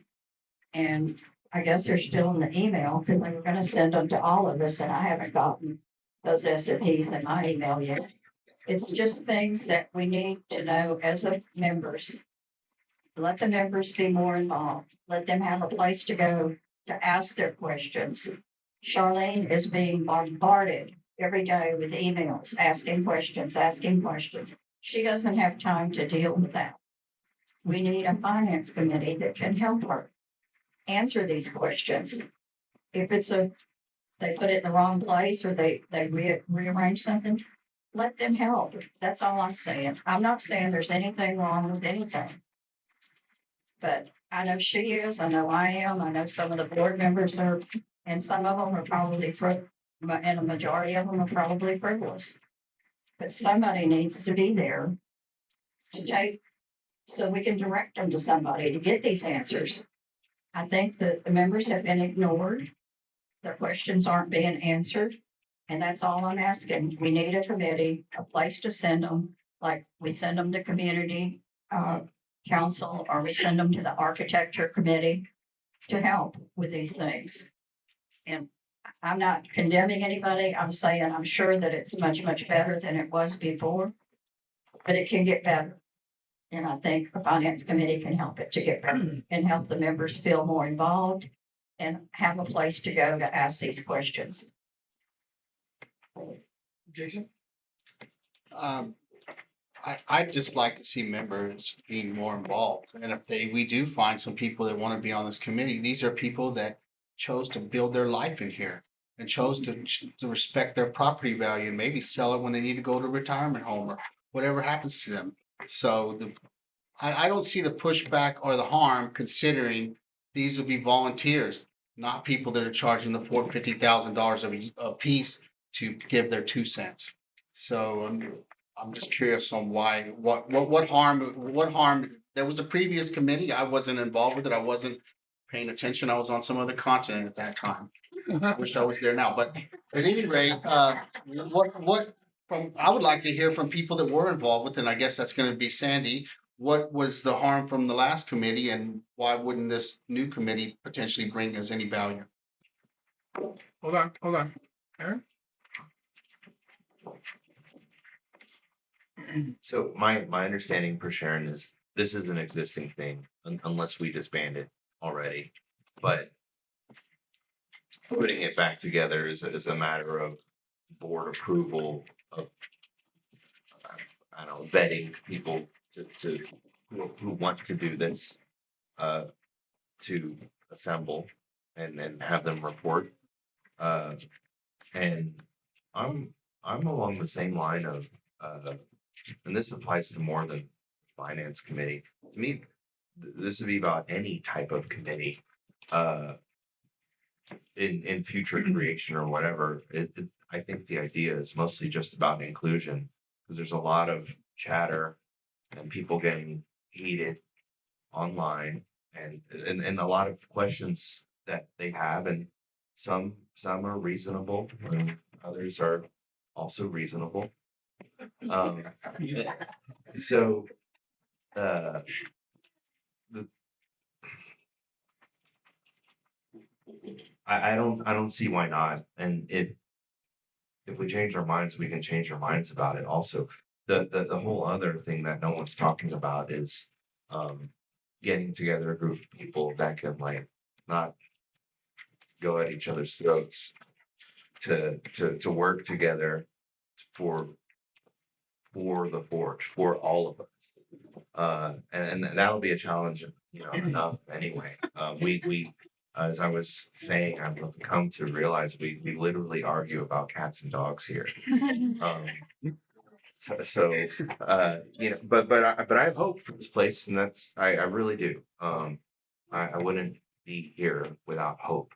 So in that regard, I'm supportive of it, but I also think a little bit, this isn't, yes, we had a lot of questions. I thought Friday was great. People got to, all their questions got to be presented and answered in an open forum. And to me, that was a very successful meeting. I don't see this as anything different than that. Yes, what we learned on Friday was that there are more questions for the audit people, who Peerless themselves didn't rate amazing.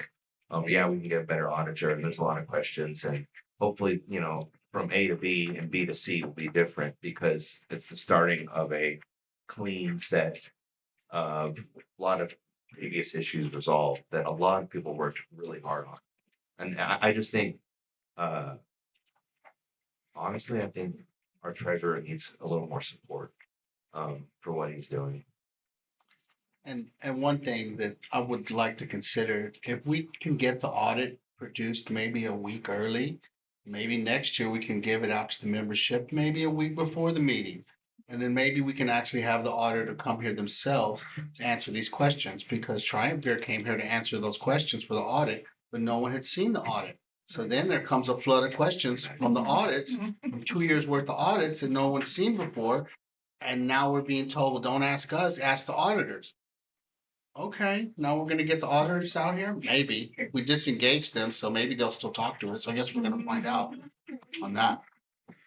Out of that meeting, we found out we can send a letter to the auditors to have those specific questions answered. So that could be resolved with a letter or email.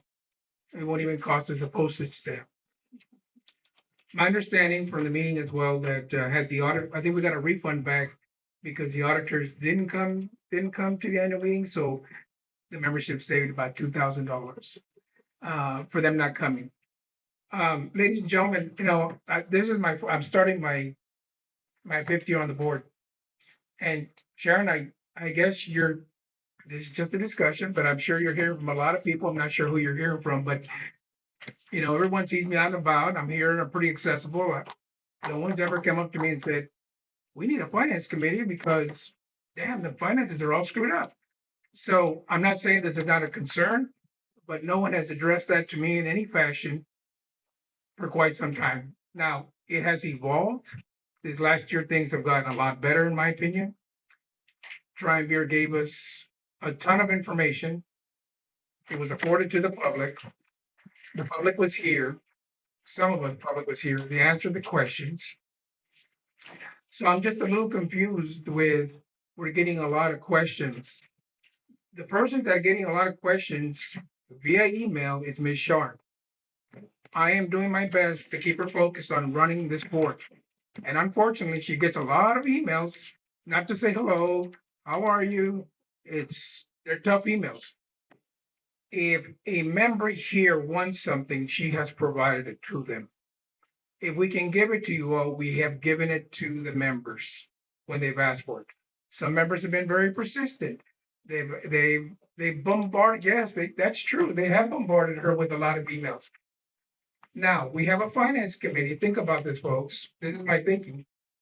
We have 5 wonderful people from the Ford representing the finance committee. They're standing outside her door Char's trying to run the fort. Who's at security? Who's housekeeping? Who's doing the pro golf shop? Who's cutting the trees? Who's watering the trees? Somebody's outside her door saying, I need this document and I need this other document. Stop what you're doing. So I am not against the finance committee, but we need a little more thought into this. This resolution was established in 2017. I think it might need a little amending if we're gonna adopt this or something else.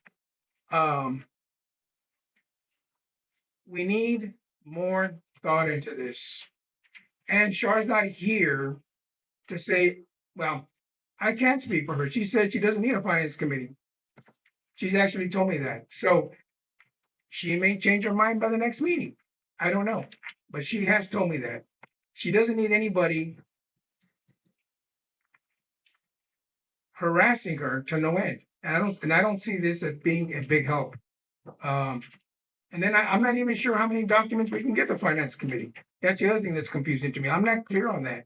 Are we going to lay out every single piece of paper for the finance committee to review? I can say that Charlene has given out more documents to members than probably this board or Forge has given out to Exactly. years, like combined. Exactly. So, I just want to reiterate again, and I've said it over and I'll say it again. The finance committee is not here, would not be here to harass people. It would be here for helpfulness. It would be the people that would volunteer would be vetted by Charlena, by Jason. They would have accounting, bookkeeping knowledge. They would be able to be non-judgmental. And it has nothing to do with the fact that we think things are not right. And I'm going to keep saying that. The finance committee, we have a resolution. I believe it could be helpful. I would like to see if it could be helpful, even though some don't think it was helpful in the past, maybe because they weren't kept on track of what they were supposed to be doing and what their job was to help. That's why I would like to give it a try. If we don't want it, we want to discuss it later and some things come up, we can come back to a meeting and get rid of it and disband it. But it's inclusion. We're trying to include the members, give them a voice, give them a chance to ask questions. And and following the resolutions. I'm under the impression there are like 50 or more resolutions that have been filed down at the courthouse. Until we review those and decide if we need them or not, we are bound by those resolutions to either enforce them or dismiss them. And that's one of the things we need to discuss and go through all the resolutions and decide what's going on. For now, I'm just proposing that we do this. They're going to be vetted. Charlene, when I asked her about it and explained what it would be like, she didn't have a problem as long as she knew they were going to be vetted and approved as competent people and not just people to get in there and cause more problems. So that's what I'm asking for, is to, let's see how it works. Let's see if we can include more of our membership and have them have a place to go and ask their questions. And if they should be able to have access. We're not going to ask for them to be involved in anything other than open information that's for open. Instead of sending certified letters to get the questions answered, they will have a committee to go to. If the committee requires that they want a certified letter or have it in writing or an email isn't good enough, then they can go do whatever they want to do about getting the information. But it's going to be open records information that they're going to be involved with. It's not going to be standing at Charlena's door harassing her for that information. It will be readily available to them and to work with the staff that she approves for them to work with. It has nothing to do with the fact that we're coming in here saying there's everything screwed up, because we're not. I think things have evolved a long way, and we're not saying that. And it really, I don't understand why certain people are so defensive about us wanting to enact a resolution that should have been enforced from when it was started, because the people that started it, if they say they didn't need it and it wasn't any good, why didn't they go back and dismiss it? You know, why didn't they?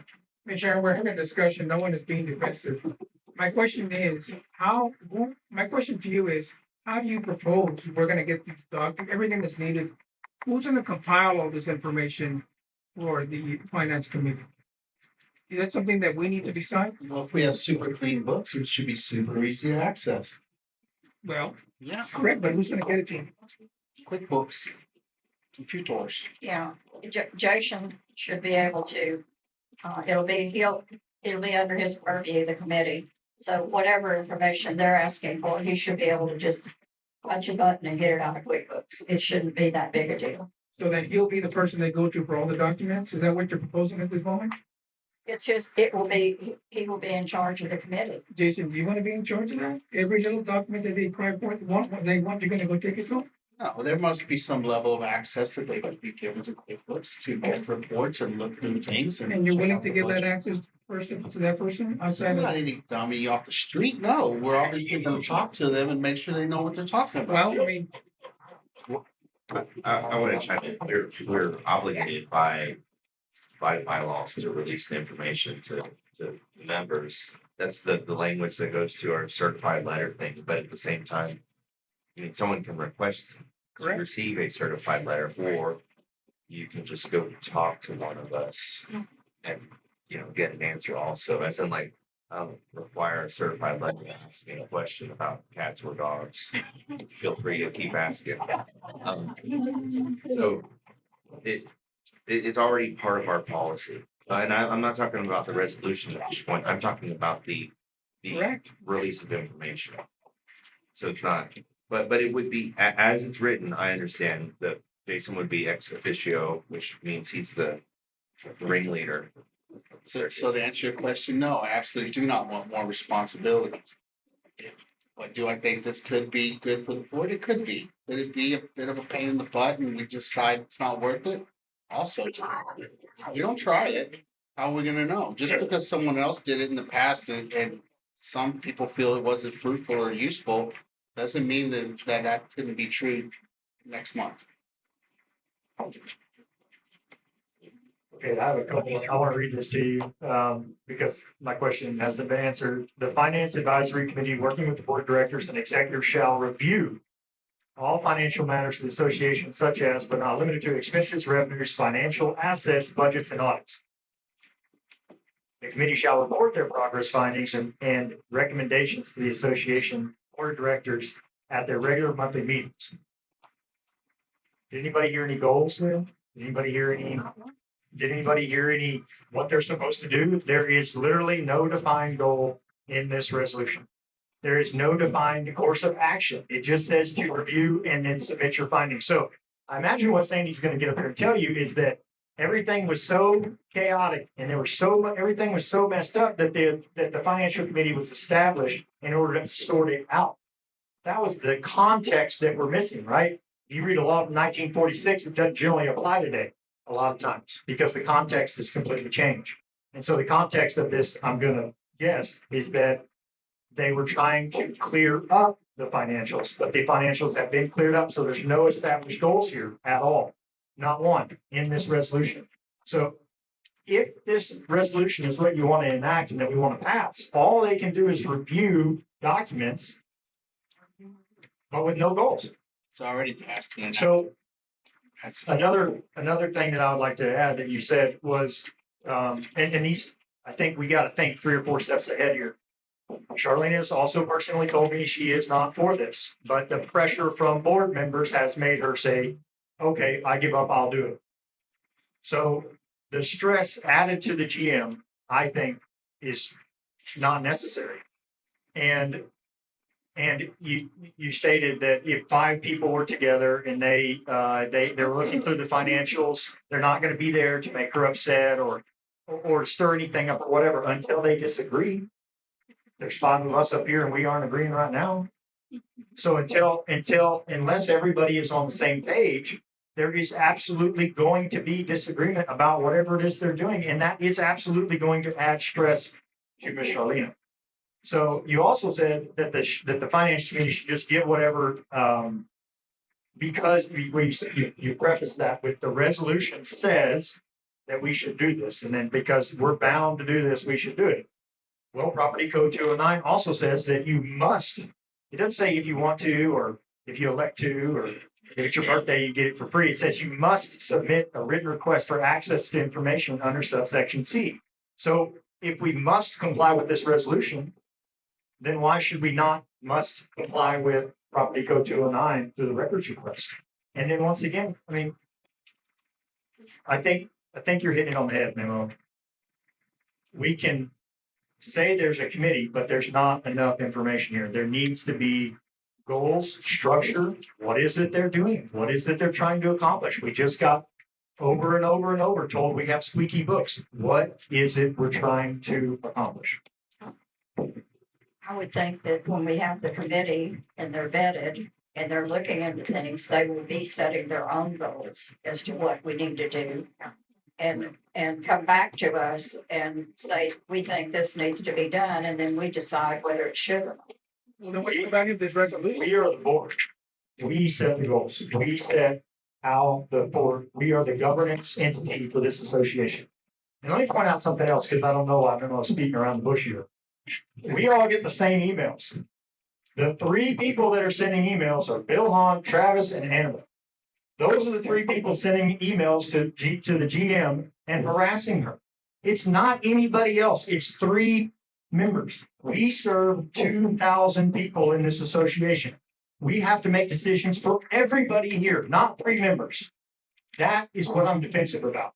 We are allowing the tail to wag the dog, and that's not okay. So once again, what are the goals of this resolution?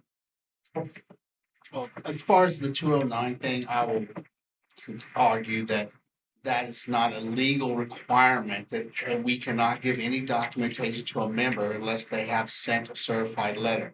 That is a barrier or hurdle that we can put into the membership for people that are problematic. So if we chose to tell Travis and Annabelle, we're going to delay you 10 days every damn piece of information you want, you better spend money on a certified letter. That's within our rights according to Prop 209. But we've given them plenty of documents. We give other people plenty of documents. So have we violated state law by giving out information to a member without a certified letter? I would argue we have not violated any laws. And it's a tool that the board can use, not a requirement that we have to do. It doesn't say certified letter in 209. It says in writing. In writing could be an email, could be a letter. It's right here. It says, I'm reading exactly, must submit written requests for access for information under subsection C, certified mail with sufficient detail describing the property owner association books and records requests. That's not what you said a while ago. You didn't say certified. Yeah, I just read it. It says certified mail right there.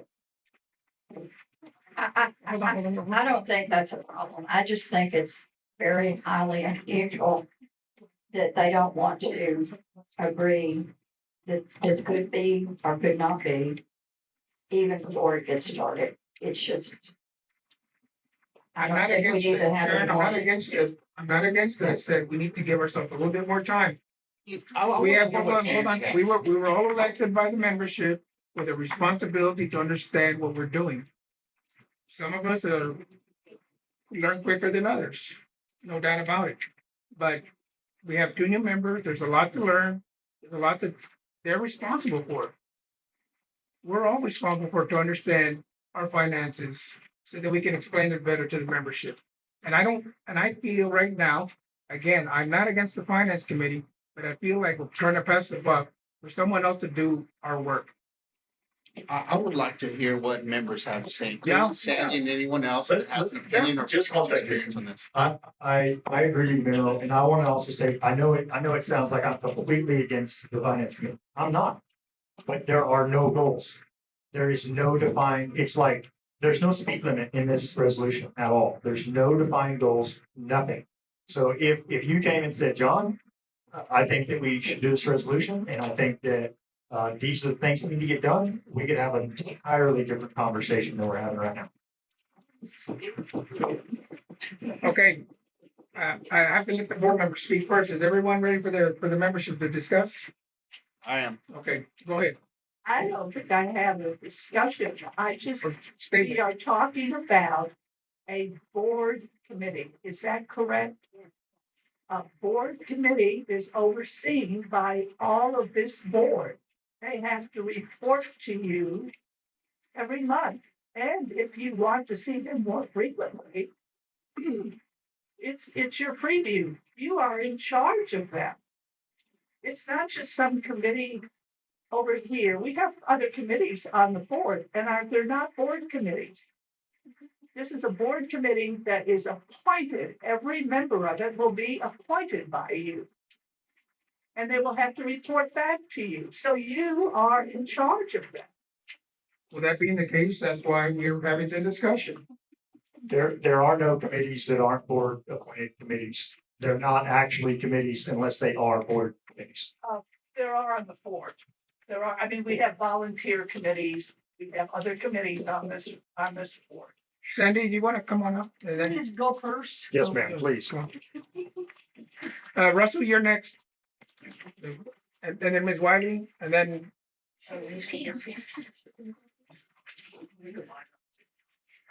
I think the solution is to rescind the resolution. To be honest with you, until you've discussed it, and if you decide to go back with it, you can always update the resolution to reflect the goals that are obviously not on this one. I was board treasurer at the time in 2017. We tried to get people together on the board that had some sort of financial responsibility. We had a former bank president, someone who owned a lot of property. We did not have any CPAs to my knowledge, but this was like 8 years ago. So, but times have changed. The reason that committee was put together was exactly as you said, because we were floundering. We were hoping that if we got some people with financial background, they would be able to help us organize what we had. Because believe me, we were still working with the DOS system, the black system. The DOS system at that time, it was a mess. We worked on it for several months and several meetings and finally came to the realization that the biggest problem that we were facing wasn't disorganization as much as there's no money. There were all kinds of things that we could do, but there was no money. And we have actually benefited greatly from the pandemic. We've had 2 huge checks come to us that frankly saved our asses because of the pandemic. From the PPO and from the second one that Julie got together. Bailed us out of a lot of trouble. Things are totally different now. We've got new technology, we've got new accounting firm, we've got new auditors. We're finally getting it together. And Jason is the treasurer. It's his job to answer questions, whether he wants to set up some sort of a site or an email address or something like that to direct questions. But by creating another board committee, it's all going to funnel back into you guys anyway. If it's to make a handful of members feel better, then I'm afraid that should not be the goal. You guys, you 5 of you, owe your allegiance, for want of a better term, to the Fort Clark Springs Association. Not to your neighbors, not to your best friends, not to some sort of internet page that likes to criticize us all the time, not to any particular person sitting in this room. If you take care of the association, you take care of the membership. And every single person on this board deserves equal allegiance from this board. If you have if there's a problem somewhere we need to fix, then let's get the people involved to fix it. You guys, okay? And we already have, a professional accounting firm. We're gonna tell a professional they're doing it wrong when we don't have any professionals on this committee. So I don't think that that's the answer. And by the way, the reason that the puts things in different categories is because they have to follow national accounting principles. They can't go off of that. That's what they have to do. If you're gonna do a committee, do an ad hoc committee. Have take a one-time look at whatever it is that you think that they should look at to dissolve it. The purpose, not really given. The problem, I don't see it. Where's it coming from? A very small number of members. And these members maybe should be dealing directly with the treasurer. Or They are. Or have a special executive session member request where they can go in and you can answer questions. Or do what you did on Friday. I'm sorry, I couldn't attend. I had a doctor's appointment, but do what you did on Friday. Open it up for the membership. But a standing committee is not going to solve any problems because as far as I'm concerned, there are no the problems that a committee could resolve.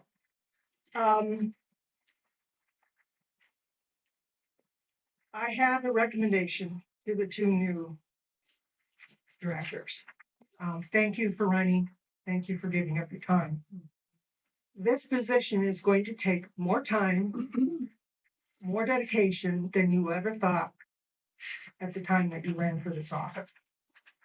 My advice to you from someone that was on the board for 6 years is before you suggest something like this, that you know all of our governing document word by word practically, that you have sat down with the GM, that you sat down with each of the department heads, that you've sat down with each of your other directors and find out how we work. And once you've found out how we work, then decide whether or not you have some really good things to suggest to the rest of the board. In other words, learn the job first. Believe me, it was hard. I'll tell you that from experience. I think you're adding an unnecessary step. And that's what we also determined in 2017, 2018, is that we were reporting to the board information that was readily available to them. Even though we tried to organize it and analyze it and help, it's ultimately already there for you. All you have to do is have Jason get it for you. In fact, Jason can give it to every single member at every single board meeting with just more information coming from you. Okay. And I know you know how to get it because you're the IT whiz. Yeah, that's fine. But since we're talking about our governing documents that we should know so well, if you check them, they state that the treasurer can have one or more assistant treasurers. So clearly the treasurer is a big job and a big responsibility, and maybe It is. there might need some assistance to this treasurer for all these matters. So we can either start talking about getting assistant treasurers, or we can give this committee a shot, see how it works. My attitude is just start trying it. We just try out the committee. We see who wants to be on it, and then next month, hey, propose goals on the thing. Propose modifications to that resolution that's we're already legally supposed to be doing anyways. So next month we can come back and everybody can have a great amendments to that thing. We'll see who wants to come and be involved with the thing or not. Who knows? Maybe no one wants to be dealing with all this crap. I mean, likely that might be the case. Well, again, my question goes back to dealing with what crap? You've got a professional accounting firm already dealing with what you're doing, right? They've helped considerably. And we were in violation of our governing documents by not having our audits done timely by the annual meeting each year. There are lots of different reasons for that over those 2 particular years. But if you need someone, I would suggest rather than a committee, that you perhaps call for volunteers to apply to be like a consultant to you to help you with it. Again, the whole committee is going to give their report to you, and you're going to give the report to the membership. That's not answering questions for the membership. Okay. And the committee has no legal standing to actually provide information from our accounting processes.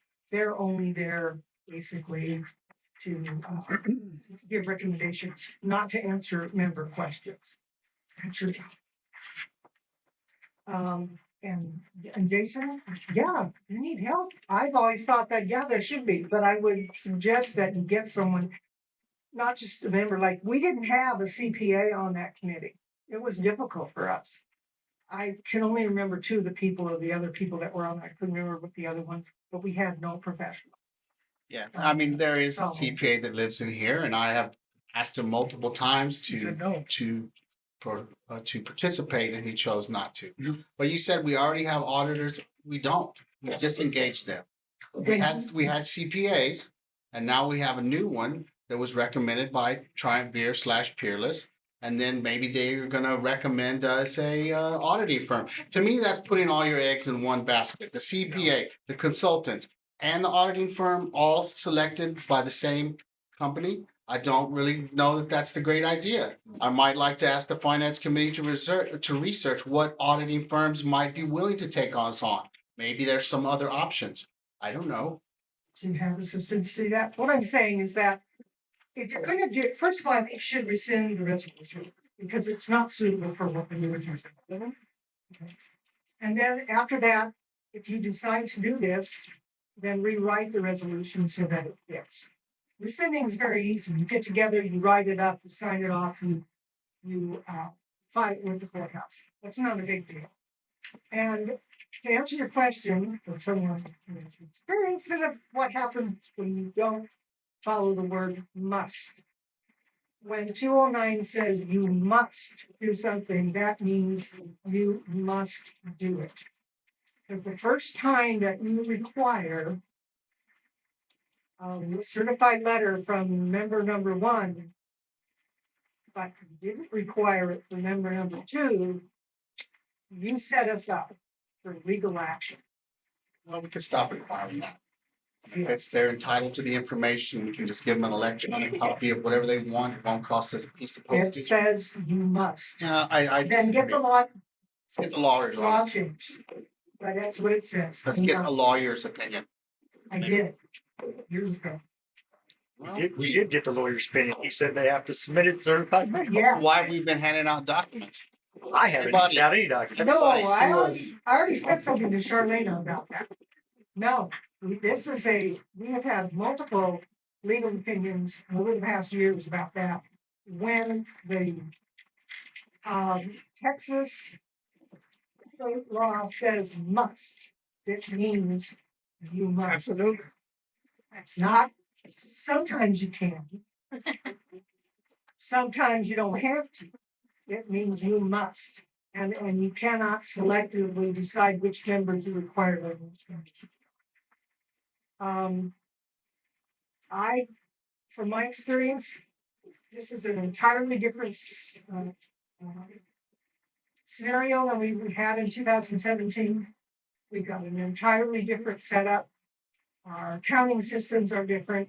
And yes, I don't think the same company does that. You have to have, if you have an accounting firm, the auditor must be entirely separate from that. That's required by law.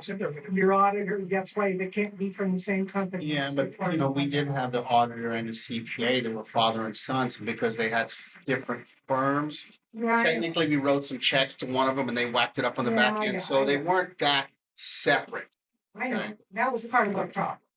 But now you know better. Now we can do that. So I think you're too early with this. I think you need to get rid of the old resolution.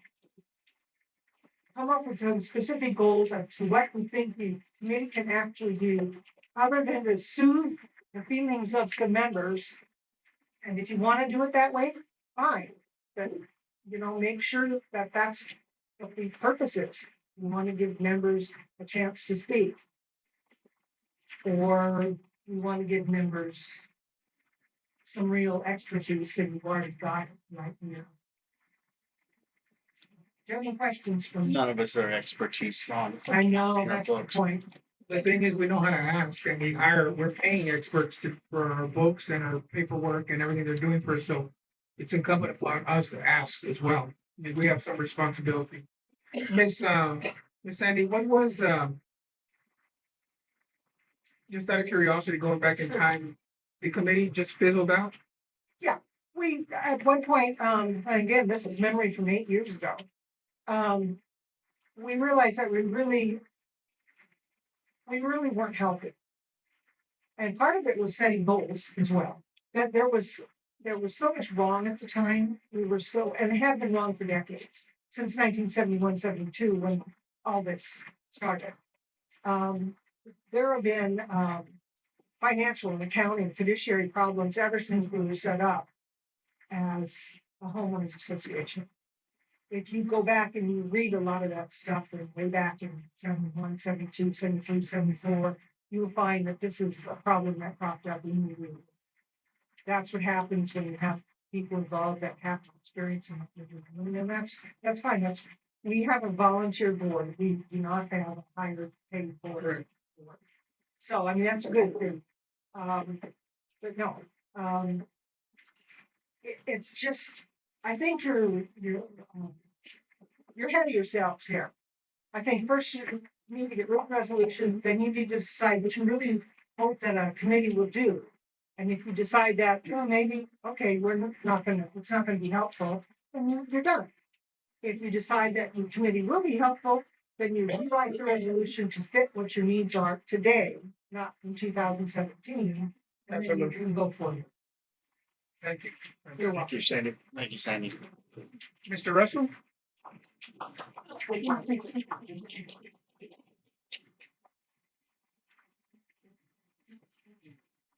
Well, that's a hard act to follow right there. Wow, good job, Sandy.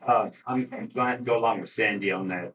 I don't see the necessity of that. We just got through Friday, sitting through 2 hours to listen to a bookkeeper going through every point of our finances, bringing it forward. We spent thousands of dollars to get that point.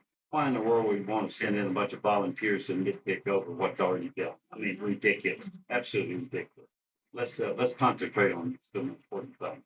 Thank you. Russell, as a member, were you satisfied with the answers? From the, The contractor people? oh yeah, I thought it was very the good. They four did a great contracts. job. They were to the point on it. I mean, you know, we're good with it. There was no thievery going on, no embezzlement. I mean, we're not in the best of shape financially, but at least we know where we're at now. So, I think one of the problems through the years, we've had these volunteers and amateurs coming here jiggling around with our books is where our problem is. So let's leave things alone. We're headed the right direction. Thank you. Ms. Wyman?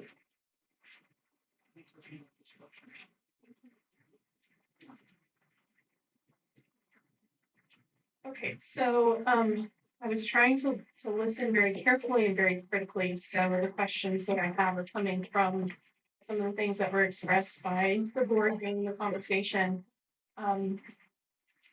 So first, Jason, your kind of standpoint was why not? Like, and I think Sharon, you have a standpoint too. Why not? Let's give it a try. What could hurt?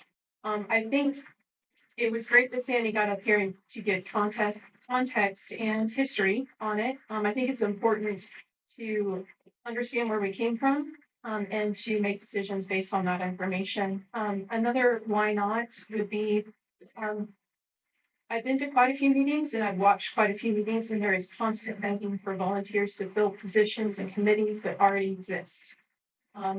Also, I would say that you do not have to be on a board sanctioned committee to be a volunteer. So if there is a pain point that needs to be addressed, then I think that Sandy and maybe even you said, Jason, that there's avenues for a volunteer to help support that.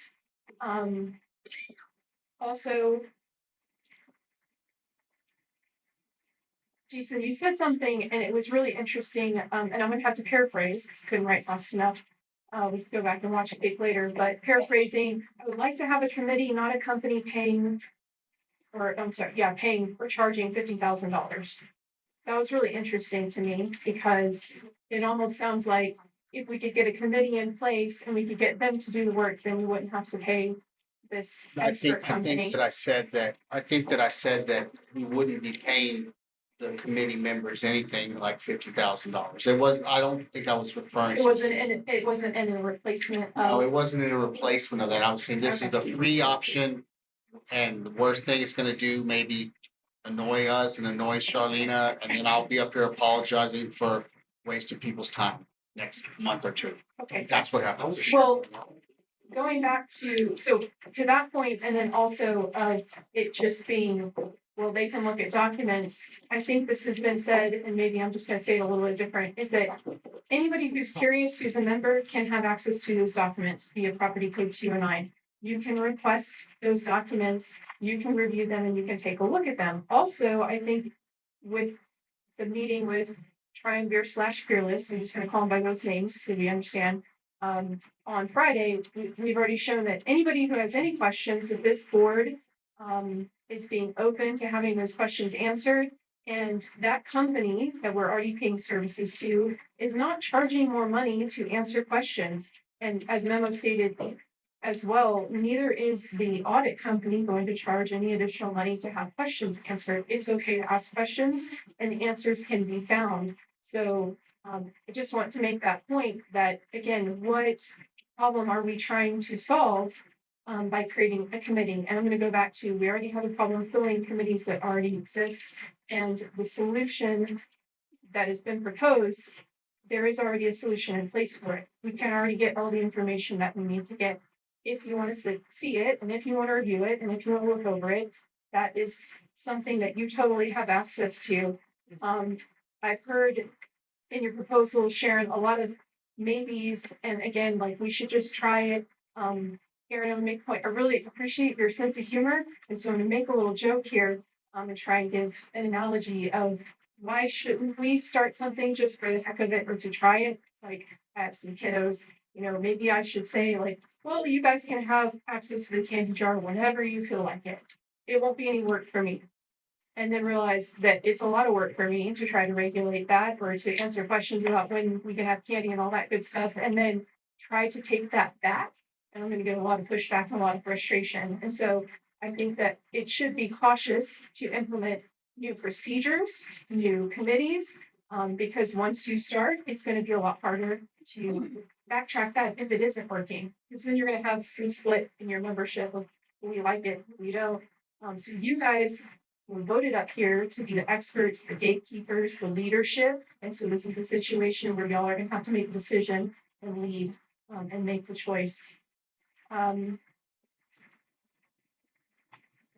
Sharon, you mentioned that the committee could help, like that people could just go to the committee instead of having to do property code 209.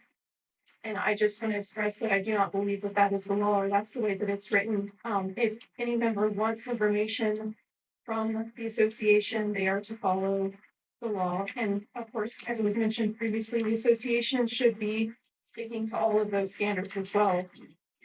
Let me, sorry, I would not want members going to the committee and trying to get things out of them or anything like this. I prefer they contact me or the board or Charlena. And then if the committee could be helpful on that, fine. But this is not a sounding board for member requests to be deflected from myself or anyone else. It's hard when you open Pandora's box, though, right? Pandora's box for y'all is probably running for the board and getting elected too. So you understand that. I do want to make a quick point about managing volunteers versus managing employees. There is going to be a little bit of struggle with that, the gray area. That, has been discussion about making sure that they're experts and all of that good stuff, and that's great. But giving volunteers and not a vetted employee access to QuickBooks, I cringed a little bit at that. I'm not gonna lie. As a procedure, I don't know that that would be a way to go. But again, these are all things that you guys haven't worked out, and so I'd encourage you to maybe table a vote on it until all of this has been really determined. I don't think that because one resolution has been found that was enacted and then failed to get dissolved, that we should knee-jerk react and say, well, we have to implement this. I think it is your ability to go ahead and dissolve that resolution and regroup. I did recently submit a request because I was curious about how many resolutions are in existence, and there probably does need to be an inventory. Sharon mentioned she doesn't know all of them that exist.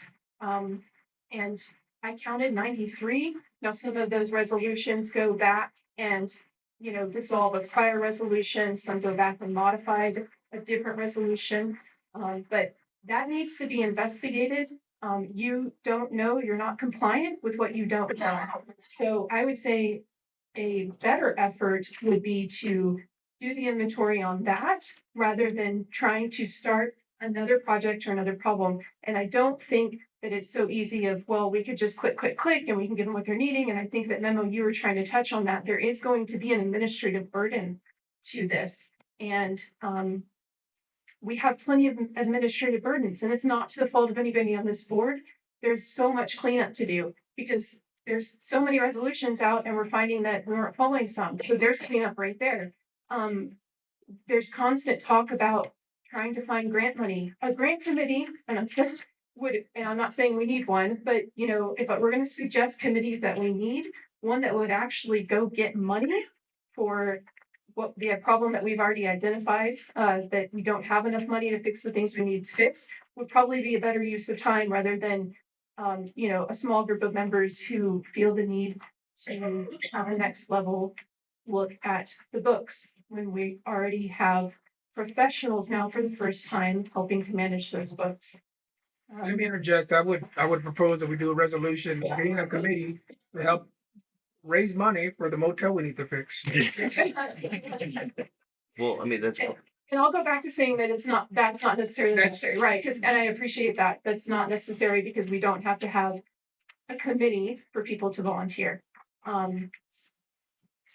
I just want to chime in, relative to grants and the motel, and these are all kind of offshoots of, it's all money, right? So, yeah, I mean, I agree with the grant committee thing. There's people that have come to me to tell me they want to do this. And so some things require more experience, some things require less experience. Grant writing is in particular, yeah, it's helpful and useful if you have a knowledgeable professional who does it. But and my mother is one of those. But I also know people that have gotten grants with no experience. It's just a process. It just takes time. This is a tangent I didn't really mean to go into. So sorry. But it's worth talking about. And this is why when I say talking more generally about committees anyway, and having them well defined, I agree with 100%. You're right. There's no goals on here. What do they do? And now we have a history orally, presented. So I agree with I don't know if a amendment or dissolution and then rewriting resolution, whichever way we decide to go about it is the way. But yes, standing as it is, it needs to change and it needs to be more amended, thoroughly designed to do whatever goal it is. And the same thing goes for a grant committee or whatever special kind, IT committee, a projector committee, I don't know. All the things we need, which there are a lot of, and the pile is piling faster than we can get through things. We all know that, but that's part of the reason I'm like, well, if he needs support via treasurer, many Jasons running around. I really want that. Yeah. Couple of many Jasons getting into Helping trouble. Jason. Who wants to help Jason? I'll leave it at that. I did want to correct something on the record. Sharon, when you were expressing your reasons for this committee meeting, and you were talking about the Triumvir Peerless Company, and I think there was mention of SOPs, and then it was stated that nobody has been trained, and that is not true, and that was stated in the Friday meeting. Triumvir Peerless has trained all of the employees. They're doing their jobs. As far as some context, because I came from the corporate world, Peerless Triumvir, they give the SOPs to the association, but they're making recommendations. They still have to be reviewed and then say edited and then implemented back and forth. Okay, so they did provide them. That was stated. As Sharon identified, the timing wasn't great. It fell through the cracks, and there was a lot of other fires that this previous boards were working through. So it's disappointing, but I just wanted to clarify that should not be an attack on Peerless or Triumvir them not providing their services. They did and have trained all the employees. They answer questions.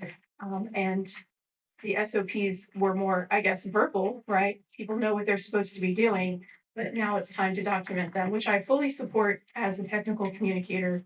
And that's what I went to school for. So I 100% agree with that.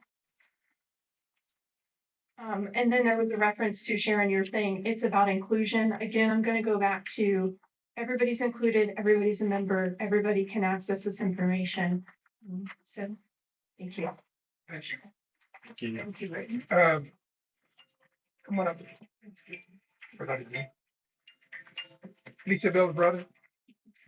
Say again. Lisa Bell's brother. But your name escaped me. I don't know why. Curtis. Or It's okay. My wife's one. Call me just about anything you want except wait for supper. Somebody's chiming over here. I want stuff to answer.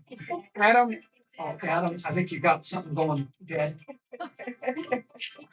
Okay. Great music is playing out. Yeah. I'll wait until the music goes away. Yes, sir.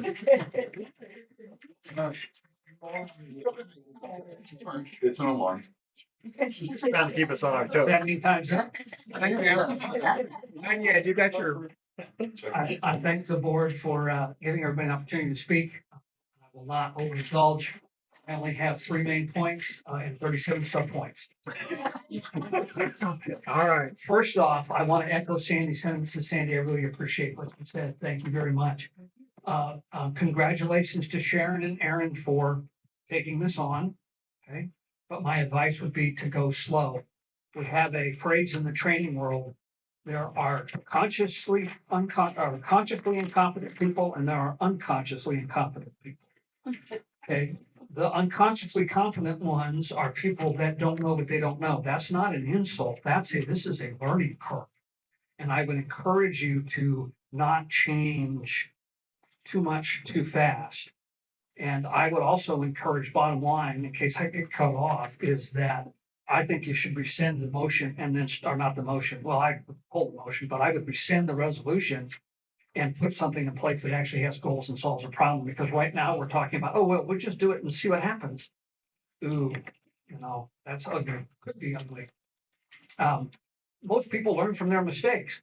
Smart people learn from others' mistakes. And I think Sandy pointed out that once that committee, they realized they had problems, they did maybe do some things, but then as it kind of went along, they got pulled away and it didn't work. And I think that right now we do have a professional company and we're paying for them $4,200 a month. I know you threw out 50,000, but that's for a year. You're not going to find somebody to provide the services that they're getting for $4,200 a month. And so I don't think that problem needs to be solved. I think we're in a good place with that, one of the best ones we've been in. Also, something to keep in mind is that you'll get people that will volunteer, but if you only get 1 or 2, the temptation will be, well, we'll just take what we got because. Okay, and that only works if the people that volunteer or are asking these questions are acting in good faith. And of some of the names mentioned earlier, this is not in good faith. You do not send email after email after email every day, every week to the general manager. These aren't people acting in good faith. They are trying to run the fort in absentia, and the board giving them official cover would not be a good idea. So I would be concerned about that. The property code and the bylaws state that people may make a reasonable request. Guess who decides who reasonable is? According to the bylaws, at least I think 209 actually supersedes, but also says the same thing. The letter is supposed to go to the board president and it's supposed to go and/or the secretary, and then the board decides. And I think we're in this problem because we have confused in the board in an attempt to be transparent, which is always a noble goal, is that you have confused transparency with handing the rope. People are using you to tie knots into. Again, they're not acting in good faith. And I keep hearing, well, we're just going to give people information. You can't. Property Code 209 says they must request, and the request must be a reasonable request. I think the word reasonable is in that law. Must be a reasonable request as their position as a member, not as their position as wanting to run the fort from afar. And a lot of these requests, I think if you made them do it and you followed through and you followed the law and you kept the Fort out of trouble and out of litigation, some of these requests would go away. There is no pain for them. They ask a question, they get an answer. I got all kinds of questions. I don't always guarantee, and not always guaranteed an answer. Okay. So I would be concerned about that. And I would, and I keep hearing things about inclusion. Okay, well, we have an annual meeting. We had maybe 3 times the number here show up for an annual meeting with free food. Well, if that doesn't draw you out, then you don't want to be included and the board doesn't have to worry about that. You shouldn't have to go out of the way. The other thing is just because a board member has a question, not a board member, I'm sorry. Just because a Fort member has a question doesn't mean they're automatically entitled to an answer. You guys mentioned to yourself, you've got a lot of problems to solve. And I think the finance committee is directed at a problem right now that doesn't exist. And I think the answer isn't, well, we'll just do it because we already have a resolution. I don't think that's the right answer. And I would encourage you not to do that. I would also encourage you to have Charlene's back, every one of them.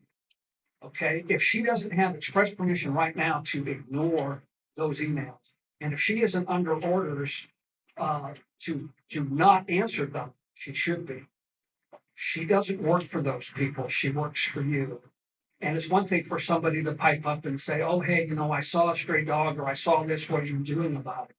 It's another thing to consistently ask for documents. And when those documents don't line up, you then make a complaint. Oh, well, this doesn't say this, but over this it says this.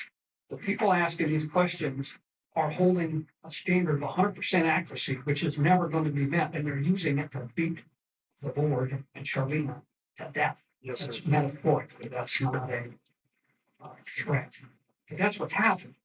Okay? And if Charlene gets run off, I don't know where you're going to find another person who wants to be manager. Well, there is one, but I hope he doesn't apply. So I would be concerned about that. I'm just going to take a quick look at my notes, and I appreciate your and the members' indulgence. Our pastor, our sermon today was on unity, and we don't have that right now. We don't have that because there are people that are treating members of the Fort in ways they would never accept themselves to be treated. So I would encourage the board or the board and the members, as I do when I get up here, and I try not to get up here very often. This is an okay place to live. It could be a great place to live. And we need to start treating our neighbors as our neighbors, not as our enemies. Okay? And I would encourage the board to, while trying to maintain transparency and trying to increase the number of people who can ask questions, I actually think the opposite right now is true. There's a difference between transparency and giving everybody a view of the sausage making. Okay, there's stuff that needs to go on behind the scenes. And as a given, people should recognize that when they hear something on Facebook, it's probably not true. And you could very easily check it yourself. But there are a lot of people here that react to that stuff and go, oh my God, this is what's going on. So-and-so got special treatment. And then they act on it. That's not acting in good faith either. In our community, we should be ashamed of that. We're doing. Okay. I had another thought. Unfortunately, that crashing sound you heard was my train of thought falling off of its tracks. So I don't think it's going to come back, which is too bad because it was a good point. I understand. And I'm sorry for that. But thank you for listening. I hope that you guys take it to heart. It did come back. Yay. That's the last one. Yeah, everybody's like, oh my God, shut up. I'm almost done. It's okay for Fort members to want to know what's going on. That's the purpose of these meetings. That's the purpose of dispatch. It's okay to have some questions about what's going on and maybe wanting a little more in depth. The people from this chair have more than often said, you can call us, you can ask us. It is not okay to demand so much information that you're trying to make decisions for the Fort. And I think that's what's going on in a lot of these cases. You all work for us. We hired you. So for the people out there that can hear my voice, if you're still listening, thank you. If you agree with what the board's doing, great. Let them know that. If you disagree with what the board's doing, let them know that individually. Send them an email. It can be read into the record. Be polite. Use nice language. but be direct if that's what you need. You guys work for us. Charlene works for you. We should not allow, to paraphrase, I think, something that John said, do not allow the tail to wag the dog. I think that's what's going on in a lot of these instances. Thank you for your time. Thank you for your attention. Thank Thank you. you,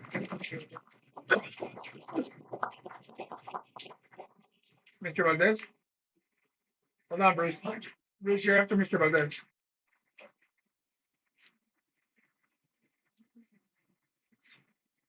Thank you for listening to me. My name is Vince Valdez. Thank you, Sandy, for what you said. I agree wholeheartedly with her.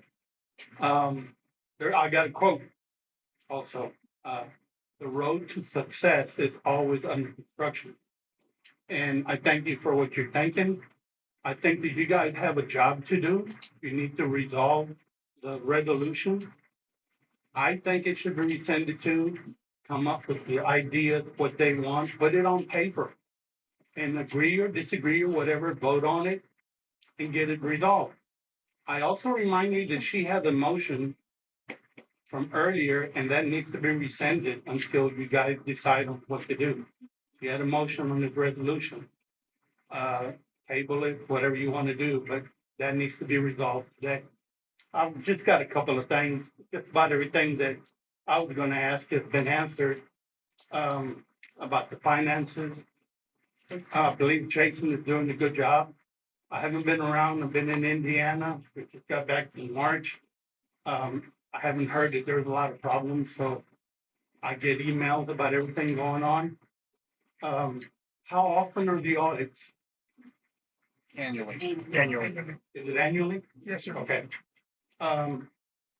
Do we have reports that come to the board from these auditors and is available to us? Yes. Okay. So that's not a problem. Is the treasurer fulfilling his duties? I'm asking the board. To the best of his ability, at this time, yes. Do you feel confident, Jason? I don't know you, what you're doing. Yeah, sure. Okay. Good, 'cause I voted for I'm you. doing a great job. Okay.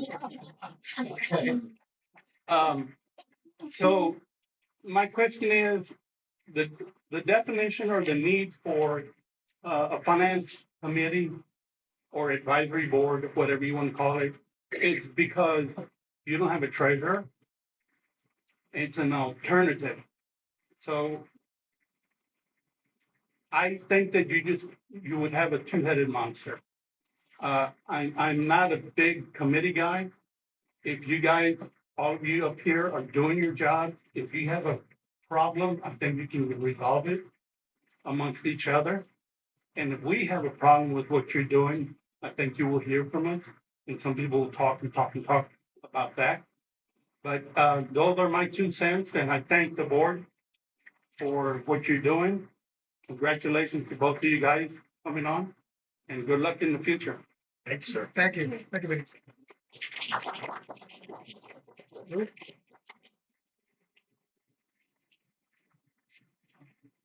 I have just a couple of questions. This is only like the 3rd board meeting I've come to.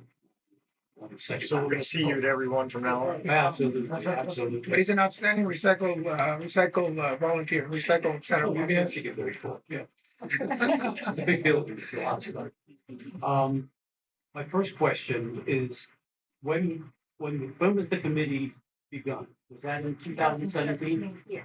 Okay, and it was begun because there were problems. Could the committee have stopped those problems, prevented those problems? That's just a question for you guys, if you want to think about it. I'm not gonna get into it. What kind of information will that committee get? Will they be getting just this stuff? Or were they gonna be getting more detail? Way more details, More detail, okay, according to the resolution. okay. And where did they get that from? Charlena or executive secretary or Triumvir So they or just have, treasurer. or the treasurer, so there's a number of places, okay? If you would like a copy of the resolution, I have a copy for you. Oh, okay, I'll give them. And what would they do with the information? Is that information just gonna be made available to all the members? The membership, I should say? well, this is the conflict about stated goals. There are none stated, but they would report to the treasurer directly. And then the entire board would decide what to do with that. It could be nothing.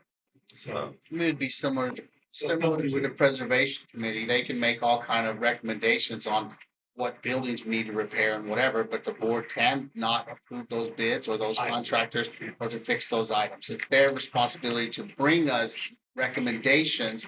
And hopefully we think they're doing a good job and go with what they're saying. Because I'm not out there boots on the ground checking out what buildings need a paint job and how we're gonna get disqualified from historic credits and all this. They're interested in that. That's why they wanted to be on that committee. They want to spend their time working on those. That's a different committee, but similar. Would those would the financial committee meetings be open to the membership? Would they be able to sit in on that? Yeah, I would say so. Well, that might, I mean, just it would take some pressure off the board as far as people going to ask questions. If they have questions, they could go to the committee, that particular committee meeting. I'm just trying to get it in my head, how I feel about it. You know, throw away to not get things done instead, give it to a committee. That's been my experience, but, thank you very much. and I Thank you. appreciate Thank you. the time. Redirect, Your Honor. Yes, sir. Yes, sir. Thank you. I think I heard, was you, John said that the architectural, not the architectural committee, sorry. The, committee we're talking about, finance committee would be able to contact Peerless directly for information. I think that is one of the things you need to work out. Giving a committee access to a contractor is not a good idea. No, I don't think so. Okay, well, because I heard somebody say that, and I just want to make sure that that's not the plan. The other thing I would reiterate is that my concern would be that this committee would be used based on what I'm hearing, but just give them information, they'll have access to this, would be an in run around 209. Financial information is to be, if it goes to the individual members, it's supposed to be released by a certified letter directed to the president or the secretary. And I think we need to be careful, and that's why I would reiterate, approving this committee right now is not a good idea because you don't know who's going to be on it. You don't know what it's going to be doing. You don't know what the rules would be for them, and you don't know what problem. So thank you, and I won't have any more redirections. Appreciate your Okay, indulgence. thank you.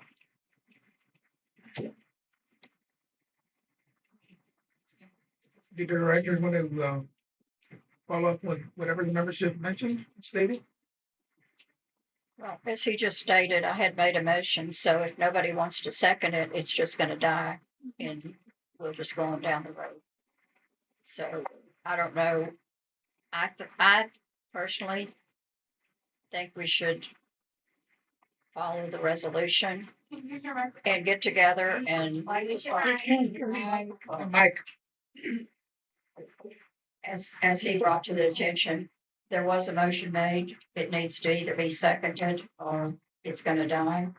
I personally looked into all of this, and I would like to also say, everybody keeps saying there's 3 or 4 people that are trying to wag the tail. I would have personally like to say there's more members that have talked to me that maybe don't come and maybe watch us on the video, that aren't interested and they just don't stand up. They don't want to speak out. I would like to see it. I'd like to see it voted on.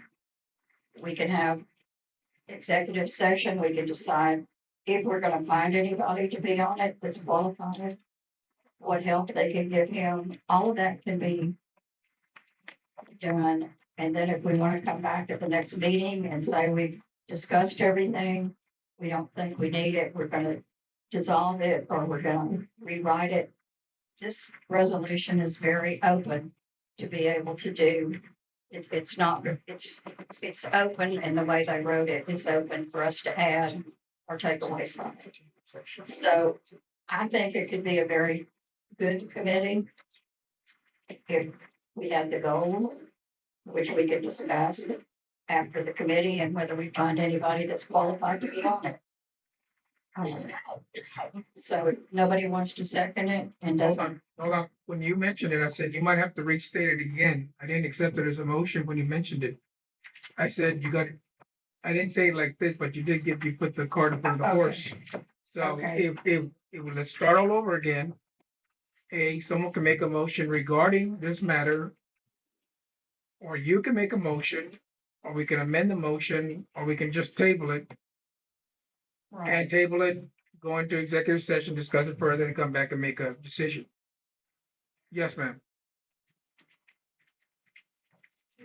Just a quick clarifying question. Sharon, you were mentioning and suggesting that y'all would take this to executive discussion to discuss this further, and I just was curious if that was allowable, since this was an open discussion item, that you would discuss it further and then decide behind closed doors who might be on that committee. So I don't think that that's allowable, and I just wanted to clarify that. And that's not what I said. I said either the motion's gonna pass or fail. And if it fails, we're done. If we decide to have a committee, after we decide this motion, we can discuss goals, we can discuss things in executive and bring it back. Because it won't be, this motion's would either pass or fail. It'll be a done deal. So it's not hiding behind closed doors, it's being open and honest about it. We can pass it. We can see if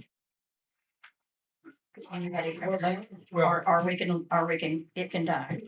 So as Go ahead. Let's be honest. I think for clarity,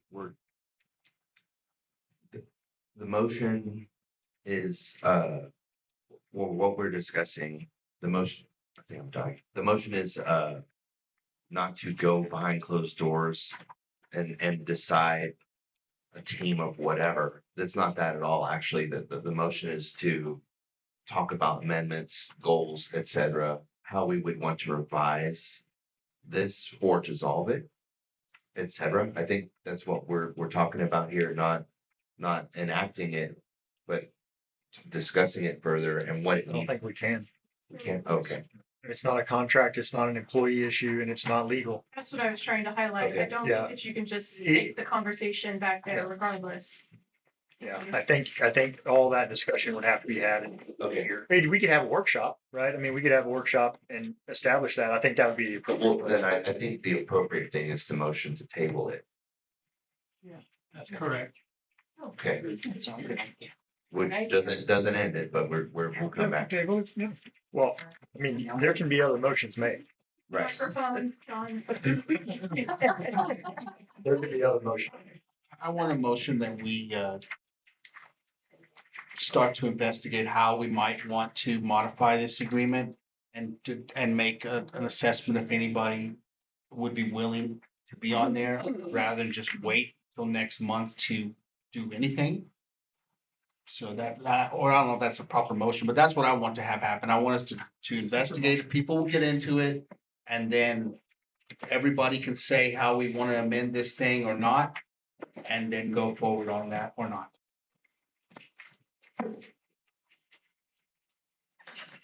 Okay, without filing a motion, I sort of agree with what he's saying, but really, if we're gonna go down this path, this needs to be amended. It needs to be revoked and amended or redone. So we're gonna go forward. Okay, but did Jason just make a motion? Because I don't know. Maybe not. It was yeah. sort of, Yeah, well, Let me make a motion and we can vote it down or not do it. I think we have a motion to table it. So do we want to go ahead and table it? We haven't, nobody's made a motion table. I thought he just did. I, He's making a suggestion that might be what we do. What? Oh, that wasn't a motion to table it. I can't say that without saying words.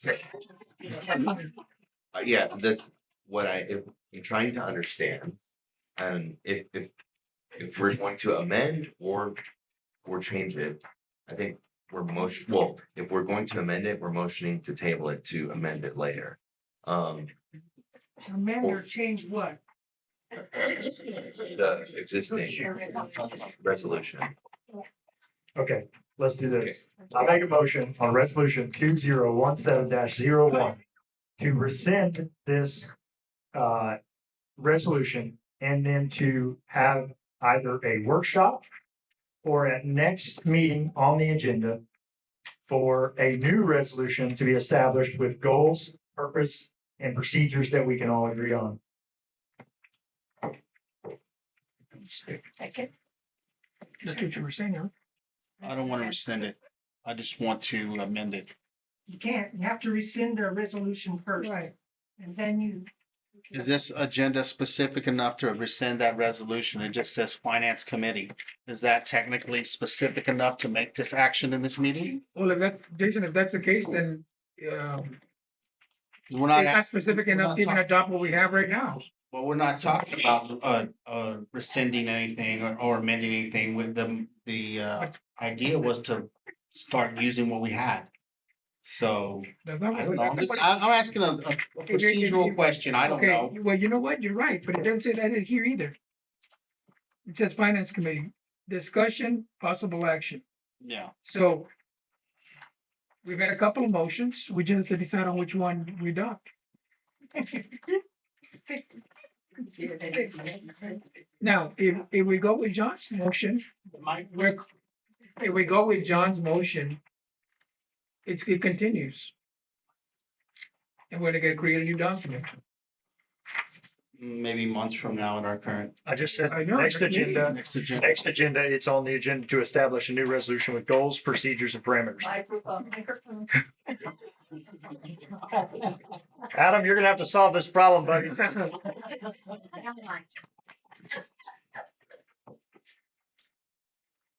I mean, we could also rescind it and do a new one in the next meeting. That's what the motion's for. The motion is to rescind resolution 2017. I'm saying we don't have to rescind it today. We can rescind it at the next meeting and put a new one in place, If you want to do. Which would be tabling it. which will be tabling as. But then we're actually tabling it and we're not removing it. Okay.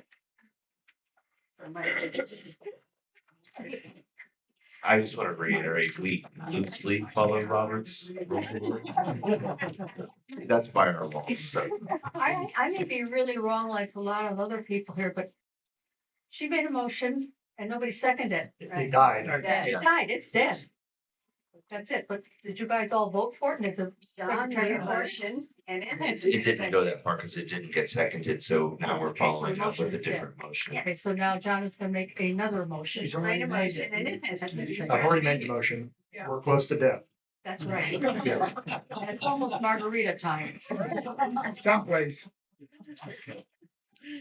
For a second. Need a second. Okay. I hear the groaning when I walk up. I'm going to make a polite suggestion and just ask that you guys make some decisions because we all voted you up here to make decisions. And so I understand that everybody's trying to keep everybody happy, but you won't keep everybody happy. And I think you could go online and see that. So just, you have to, I just encourage you to do your best. I second John's motion. Okay. All in favor? All in favor? Of rescinding it? Nay. President needs. Okay, so somebody submit another motion. Don't be done with that topic. No, that motion dies.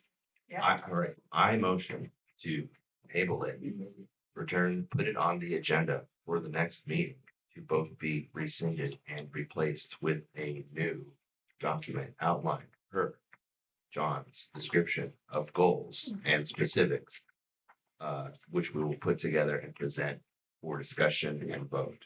I'll second it. I'm sorry, I think that's too specific.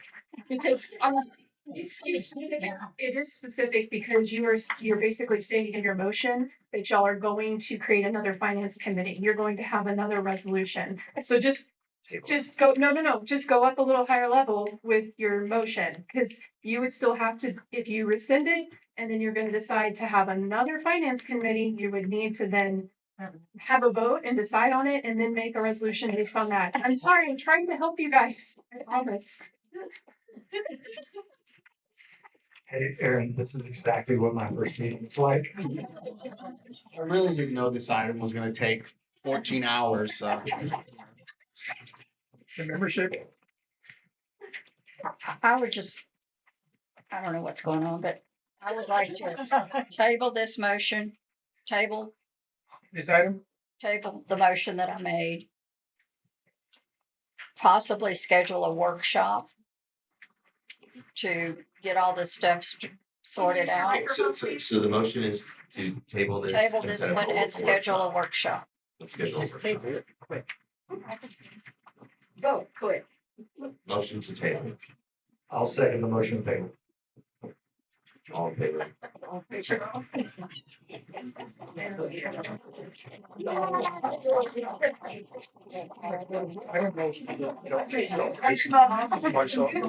would be glad to make copies of the resolution if anybody would like to look at it and possibly make suggestions at the workshop.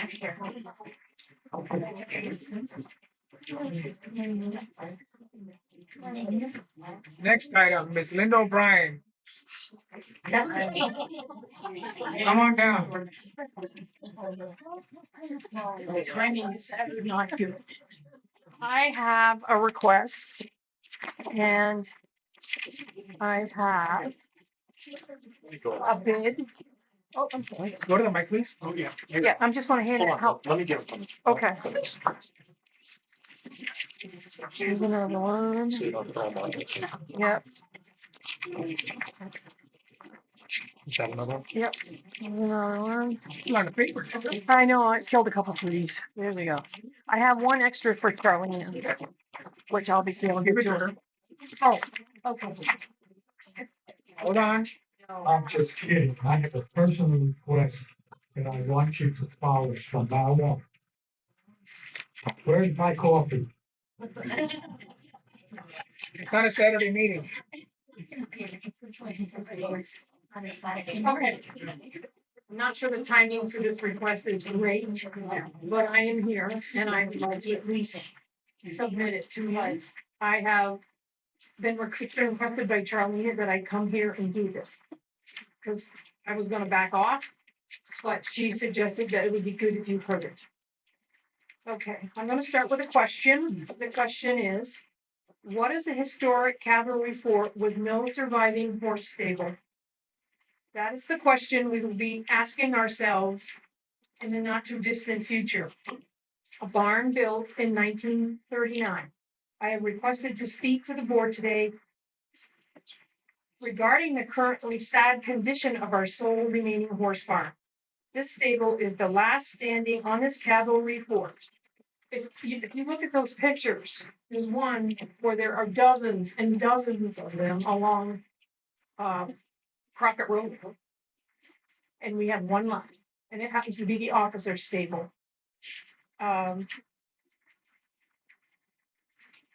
These are the last, this stable is the last remaining example of what this fort looked like in the early years. I would like to invite you and this new board and Charlene to come and see the sad reality of its condition. 4 stalls have been restored about 4 years back.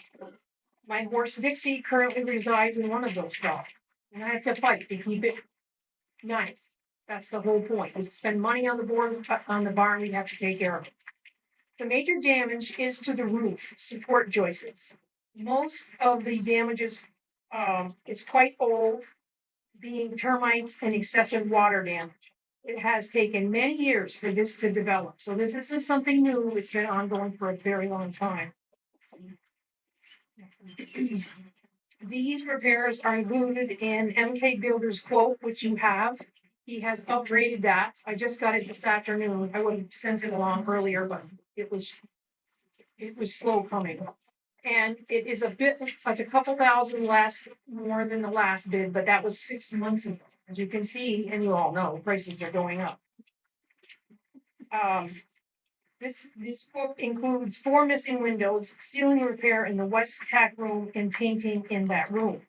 There will remain lots of painting to include stalls, cages, outside trim, etc. In the past, I have been successful in encouraging the ladies of the fort to help paint whenever we are painting. A spray paint machine might be something we would consider. There are ways to do this work with less expense if people volunteer. Let's invite members to get involved. The emphasis is to save money. Money's our big problem.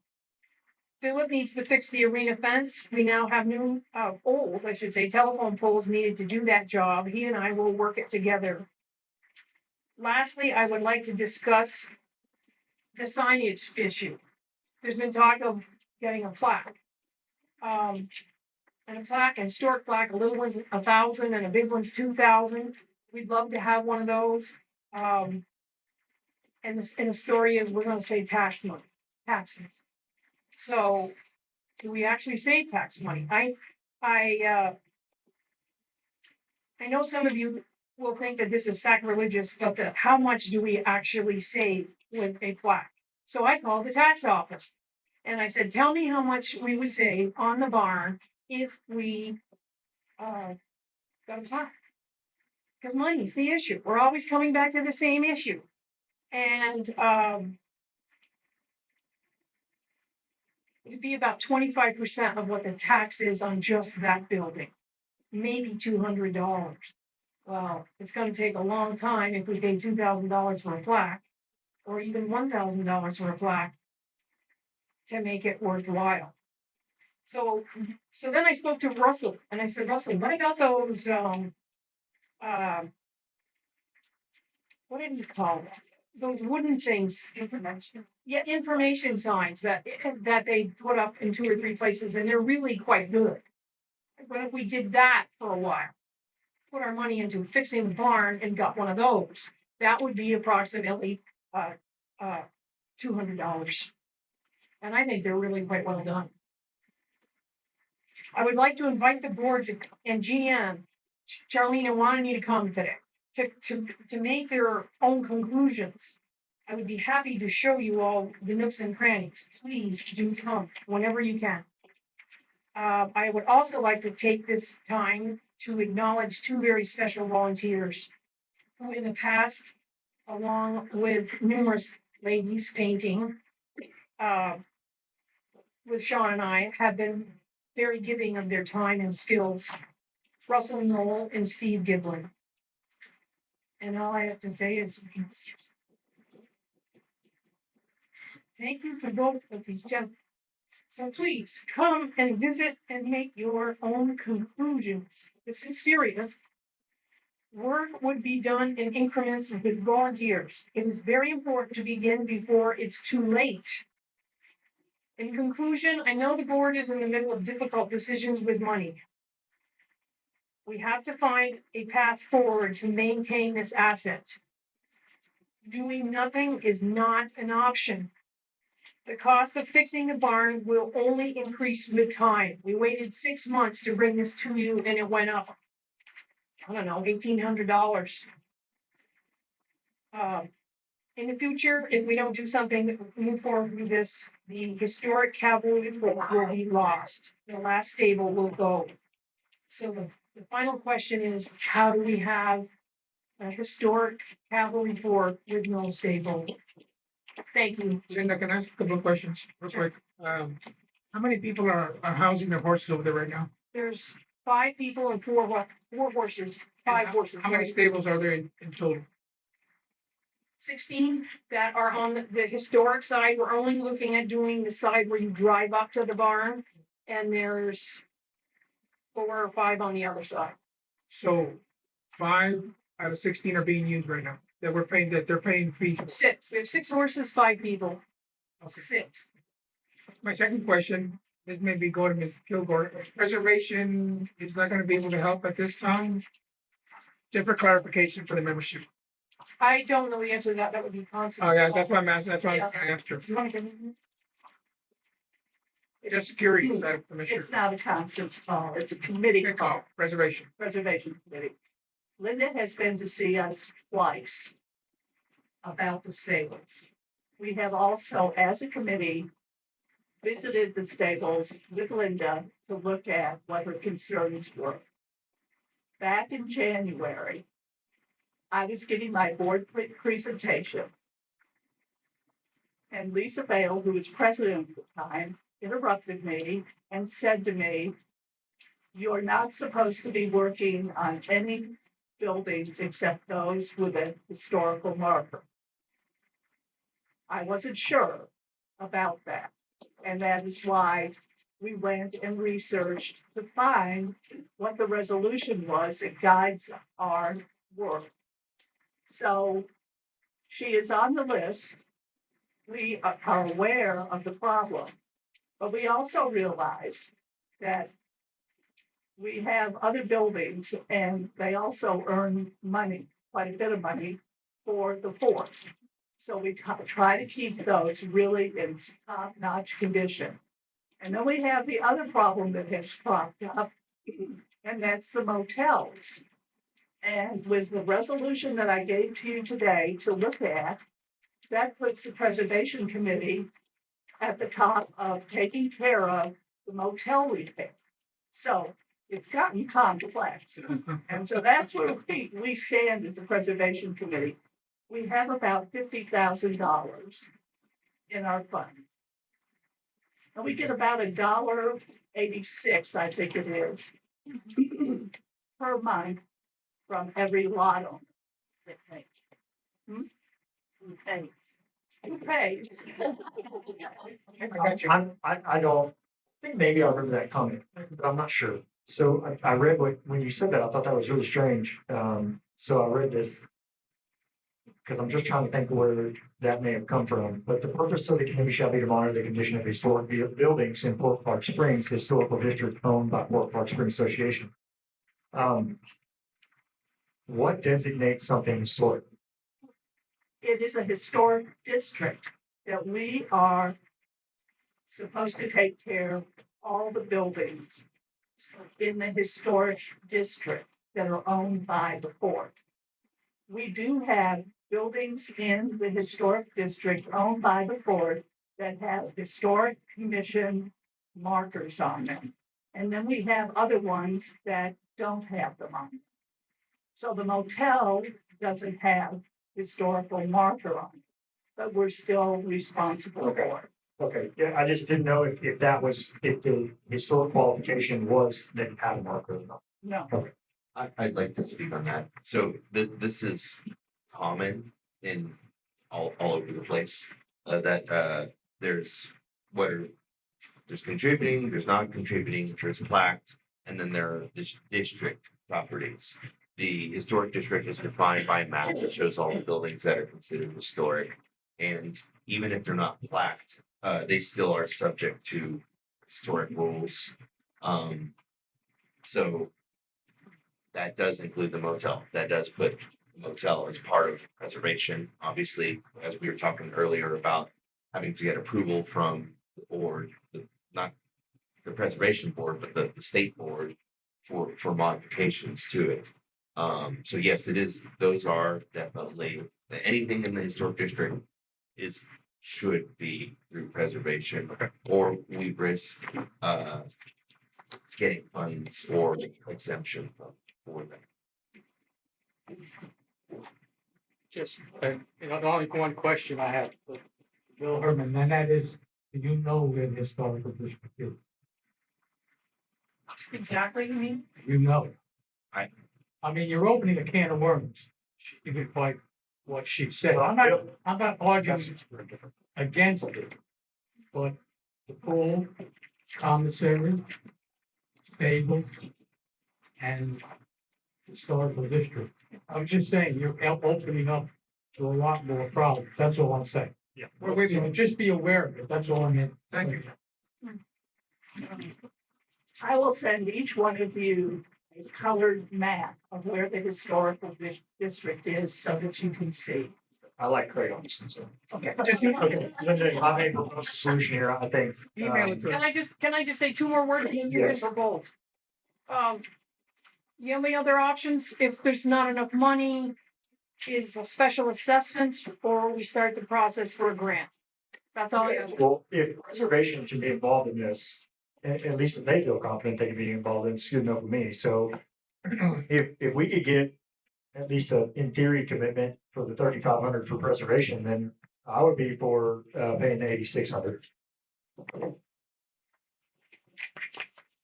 For the total. Let Russell's. Unless I'm out of line, Russell.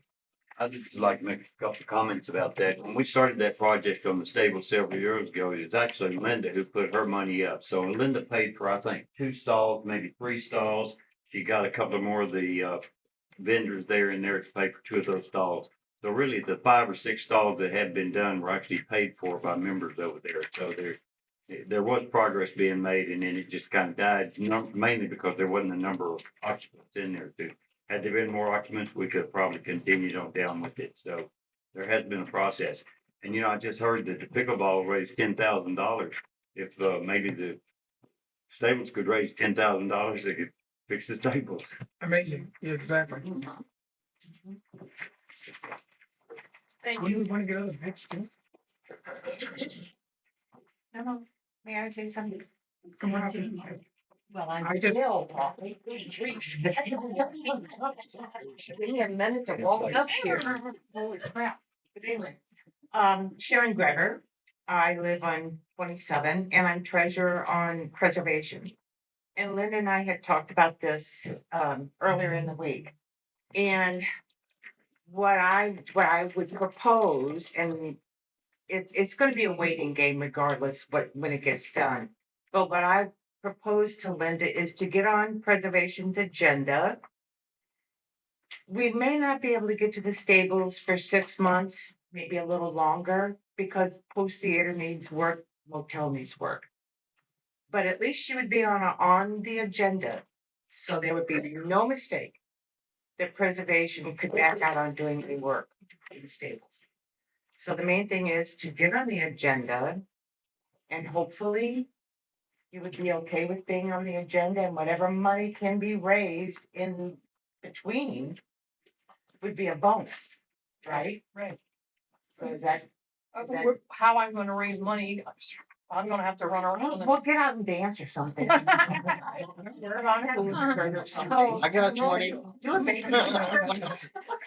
But as long as you're on the agenda, that would be a good thing.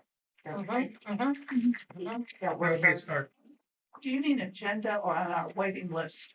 waiting list agenda, either one, however you wanna phrase it. No, the waiting list, is absolutely, okay. She's already on there. Oh, I am? I didn't know that. Okay. Well, Either one.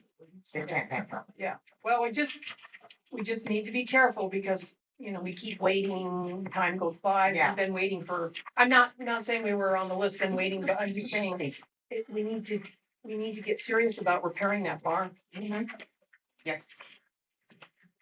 Pat Stephenson, and I strongly recommend, because I have worked 2, 3, 4 years with money out of my pocket, my work, my doing, and I've still got locked up $3,500 for Dickman Hall, which really is an orphan.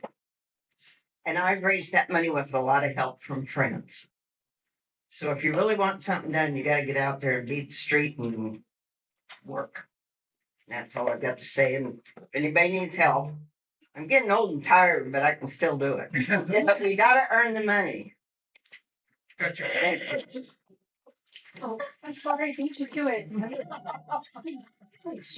I just wanted to offer my support, you, Linda, on this and say, and reiterate something that Linda said and how extremely important it is that I just learned. I mean, I knew that we had a Staples, but I wasn't really thinking about it. And that's the officer Staples, and it is the very last one. And this was the cavalry and one of the last ones. And so historically, there is a lot of value to that. It sounds like there's more stables that could, or I'm sorry, more stalls that could be rented, but then my question would be, maybe the chicken or the egg problem here is that, it needs fixing up before more people are gonna wanna put their horses in there. I just it's think okay. the Border Patrol came in for a while, but then they went and opened a place in Del Rio. They had their own stables down there. it needs to be marketed properly. I was gonna ask that too. No, Yes, we have and, no more. and is there like horse lessons and things that kind of go on there? Used to be. Used to be, okay. So I feel like Stop. people who want to do this and have the time. Heavy insurance probably. Exactly. Their skull. I guess I don't have a lot to add other than I agree, maybe there's some marketing and we can help raise some of the funds. And I'm glad that you brought it here publicly to generate more awareness of it, how important it is historically to Clark Springs. Thank you. I think something important to say too is that the people who keep horses at the stables, they pay dues. So they are dues paying, they are renting those spots. They do contribute monetarily on a month-to-month basis. And I believe we went up on y'all like $75 or something like that. 55 from like $20, you know, it's kind of whatever it was. They could pay more. So, if I remember correctly, our Charlena had said we're just gonna go up a little bit on them and then, but all the members agreed that they would be okay paying more and then she may decide to go up more next year. Kind of a lost leader like the golf course, except they don't lose that much compared to the golf course. Yeah, well. I think Yes. I believe in this also. Okay, my question. Last person on this topic. Go ahead. Go ahead. I know what you said, but how much do they pay to keep their horses there? 55. A month? Correct.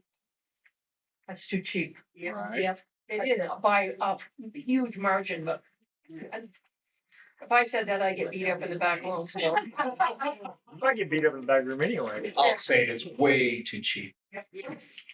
Linda, I'm glad you gave us the information. I'm for preserving the stables. And I'm willing to donate a lot of volunteer. I mean, I can paint till the cows come home and stuff like that. I don't mind doing it. We've done it before. Right now, preservation has you on the list. Let's talk to, let's table it for next month. And have Charlene see if we can afford it or what we can help. It's on the radar now. Thank you. So that's where we are. That's what I wanted to do. Is there a motion to table this till it's open? Absolutely. Motion, anybody? Yeah, I'll make a motion to table the horse stables, 2 bids submitted by Linda O'Brien till next month. Second, Saying that. all in favor? Okay. The next 2 items I brought up, and Char unfortunately is not here, but it's more as a reminder as part of this meeting. And I wanted to stay on on our agenda, future agendas. We're getting ready to figure out how much insurance Fort Clark is gonna pay. I'm hoping we're gonna get some help with trying to get vendors, people to help us maybe get a better price on the insurance. Budget, I was gonna recommend to Ms. Shar that we try to have the budget, a draft budget by July, so we can adopt it hopefully by August, September, because if there is gonna be an adjustment on the HOA fees, we need to know where we are with that. I'm not saying we're gonna go up, I'm not saying we're gonna stay the same, just saying we need to keep it on the radar. And that's why I listed as a reminder. Anything on the directors regarding that? You have any All the input? money we can get. Just Spoken like. everybody say a prayer that our insurance keeps going down. Okay, that's another item that we're gonna table. We got a motion to table for next month to keep it on the radar. Second. Motion, are you the first motion? I thought you made the No, motion. I'm asking for a motion. I second the motion. Okay. All right, we're gonna table that item again till we get it I don't resolved. think there was a I motion. motioned to table the item. Oh, you do? And you. You anyone seconded. I second it? second it. The vote? Unanimous? Jason, right? Unanimous? Yes, unanimous. The last item on the agenda is filling up the pool. Jason gave me an update yesterday, but I'm hopeful. I'm dreaming. I'm praying So that basically, we can, hold on, that we can open up the pool for Memorial Day. The spring's not full, we buy water for Mud. If Mud has water to sell to us. I'd so really like to have that place open on Friday, Saturday, and Sunday, Memorial Day weekend. when is If we can buy Memorial Day if we can buy the weekend? water.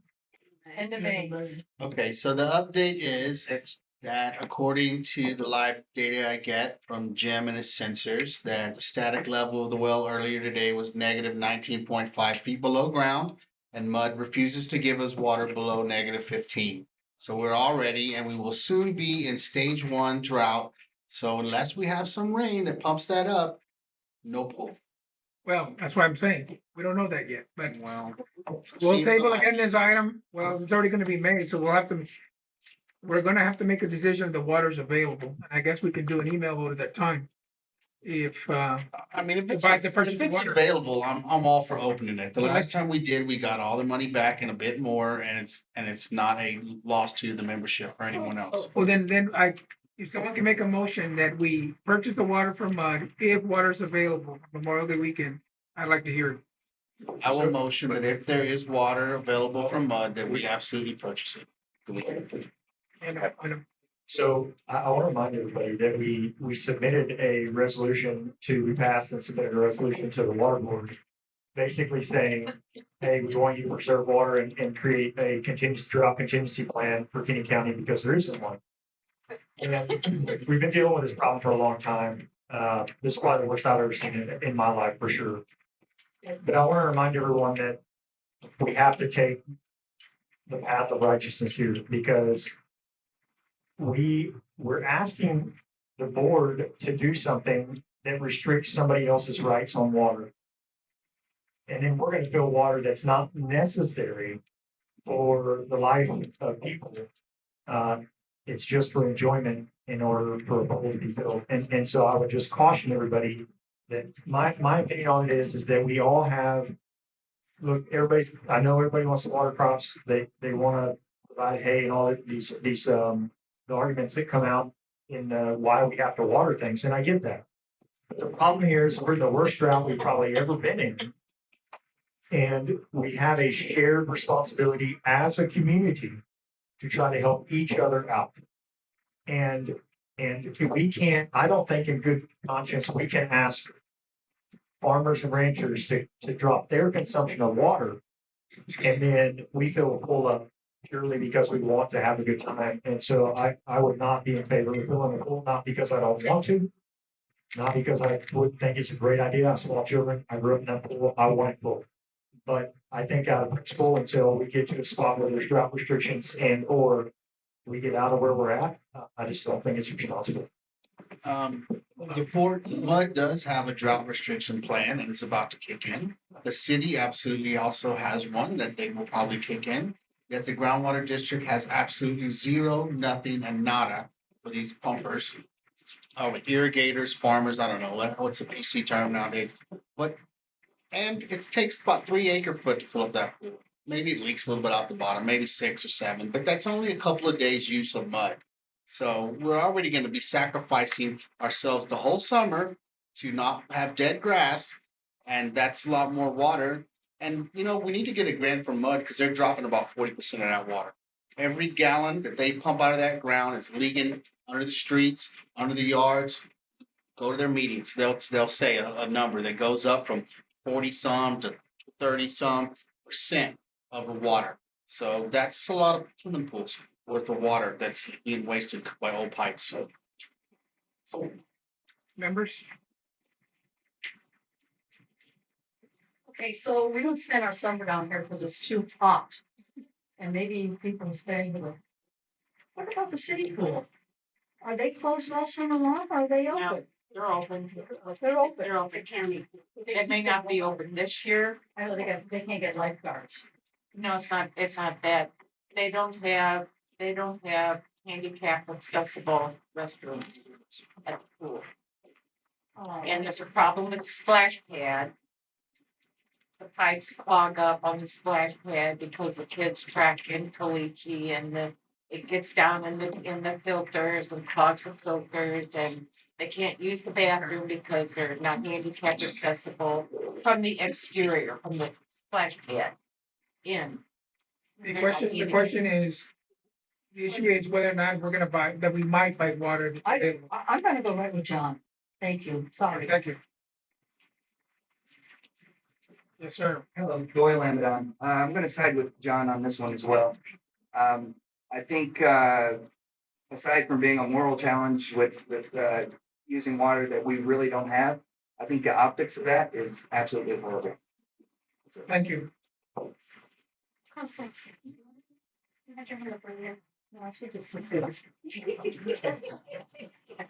Trying to be polite. I just wanted to, I guess, support the things that are being said by the membership here and say that I don't support it. I think that two wrongs don't make a right. I think it's great that you highlighted something that I didn't know, which is how much, is possibly being leaked and that it is more than to fill up the pool. And maybe if that were fixed, we would have more water to work with, but we don't. And so I don't think that that justifies it, but I'm glad that you highlighted it. And I just wanted to say that, I have a furnished rental and, I am saying don't fill up the pool and knowing that I will lose money that weekend. That's how strongly I feel about it. I think that it would be wrong to fill up the pool that weekend based on where we're at. It's kind of interesting to hear that we're gonna be going into maybe stage one drought, but then you go look at the spring and it's dry. So maybe technically, we're in a stage one drought, but you can go down there and look and see how bad it is, and I don't think it's right. Thank you. Thank you. I remember when I got on the board, I got involved with this place because there was a big argument about filling the pool. I was talking a lot of shit on Facebook about why we didn't open that pool. And then we opened that pool and then the manager quit and X, Y, and Z. And I really don't think taking the moral high ground on this is gonna have absolutely zero effect on what the groundwater board's gonna do. They do not care. They are just gonna be doing what they're doing. And just saying whether we do or not fill that pool is not gonna change anything they're gonna do. They're gonna have to be legally forced or badgered to death to make any, or change the directors to make 1 inch of difference of what that groundwater board is doing. And taking a few acre feet of water out of there is, it's not gonna, we're not gonna lose drinking water because of that.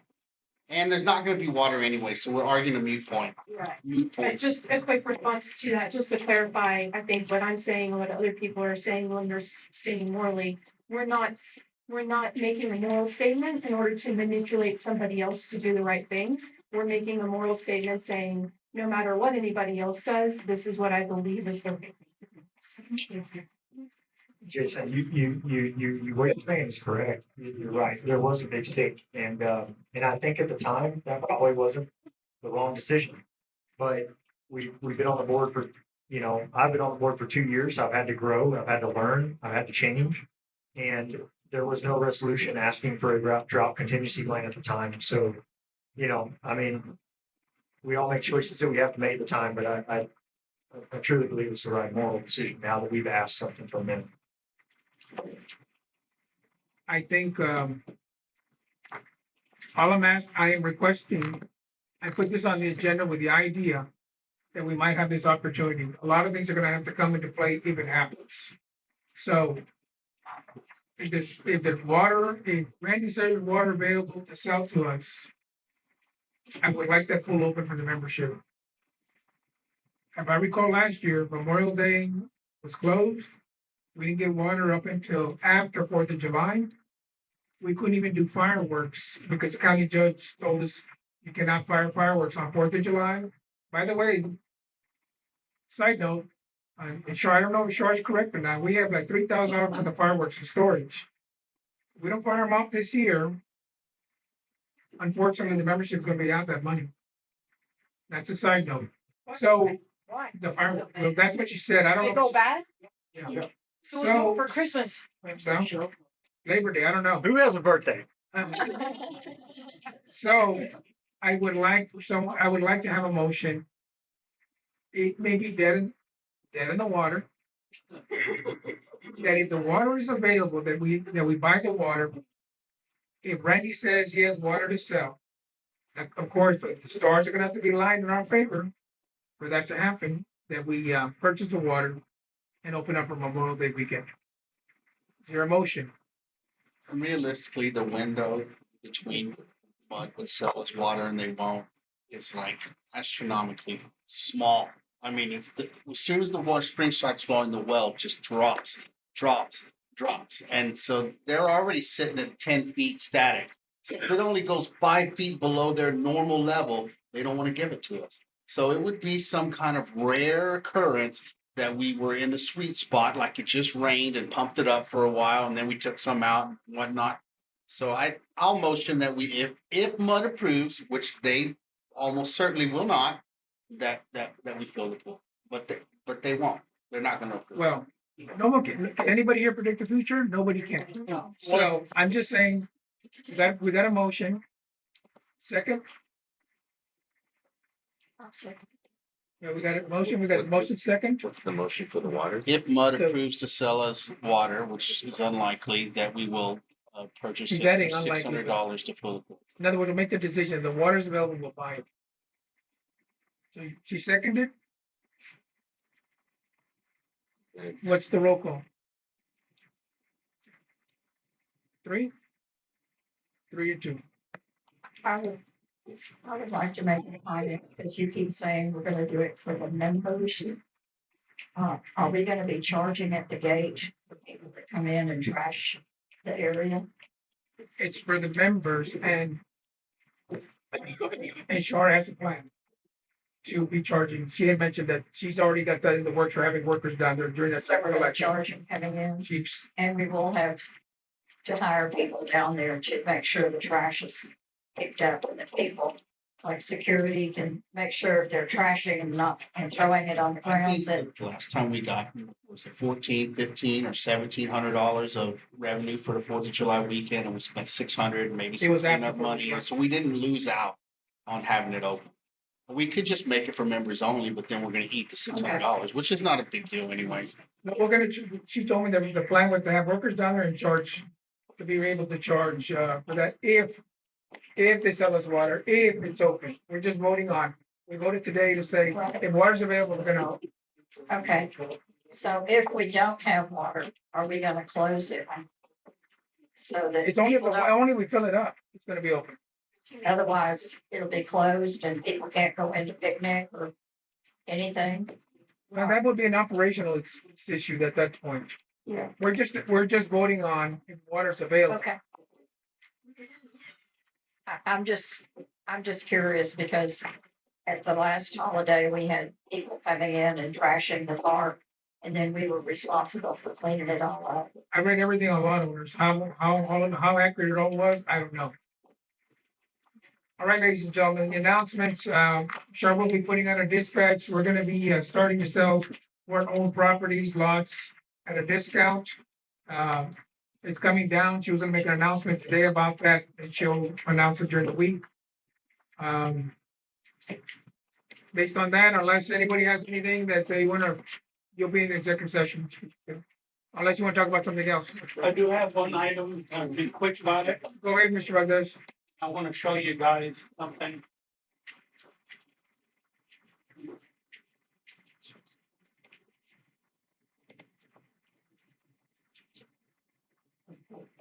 Mr. Chairman, you pass that around. The dog issue? Yep, I know y'all are tired of the dog. But I sent videos, pictures of this dog here, And we've set a violation. and, I'm sorry? We've set a violation. To the person? Yes, Oh, awesome, I thought you said, architecture can do that. but I thought it was just for men. It's an RV dog. It's an RV dog. Oh, this is the RV. So this dog. is in the Now, RV. that's your job. I've tried researching, Thank you. Charlene addressed it, and I know Matt, I know that Matt went down there. They know who it is. They've already talked to him. Yeah. Brian's on top of it. That's an old picture, Mr. Valdez. I saw that picture. So that's an old picture. yeah, but this is. That was sent to her about a week and a half ago, and it's been addressed since then. This is right after Easter. Yes. Yeah, but the other members here hadn't seen it. Have y'all seen it? No, that's a junkyard dog. I'm glad it wasn't my dogs. That I understand what you're is saying. on a 20-foot real thin wire. And I've traveled all over this country, and you're not allowed to have a dog unless it's on a 6-foot leash, not even a retractable leash. Look at the size of that dog. My grandson is 6 years old, and he lives next to that dog. I drove up in a golf cart, and this dog came at me, and that leash, not leash, but the tethers they had, he could cross the entire road. So I complained, I called security, sent a picture to Francis, and she told me that it wasn't a member, they couldn't do anything about it. So I'm asking you guys, where do I find information about the rules of dogs at the RV camp? This is a big liability. Yes, Mr. Valdez, and I You sent me the picture. I gave it to Ms. Shore. You addressed it when you sent it to me. Yes, My understanding it's been addressed. I'm not even sure the people there are anymore. I don't know. yes, they are. And the Okay. dog's been out there again. Okay, well then we'll address it again. I was told that it was addressed, the RVR people were aware of it, and that Matt was aware, and they had already talked to people. Okay, well, I just wanted the Yeah. entire board to see that picture of that dog. That is a big, mean-looking dog. Yes, sir. There's already been two people, one that died in San Antonio, one that lost his legs, and the kid has been mauled in San Antonio. I don't want to have to come back and raise heck about this dog because he's still out there. My grandson lives about 50 feet from there. I agree. I Thank you. agree. Thank you. Yeah, I'll just add to that because I guess I've become known as the dog and cat guy on the fort. And it's just surprising to me, and I feel its frustration there, that the fort doesn't have the ability to move faster when it comes to items like that safety and security issue. The dog issue that I had dealt with, I'd been dealing with for 5 months. And it's been a long process, and the process may be working now.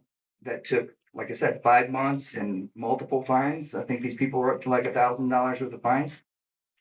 I don't know if these people who care, so little about taking care and controlling their dog are actually going to pay that fine.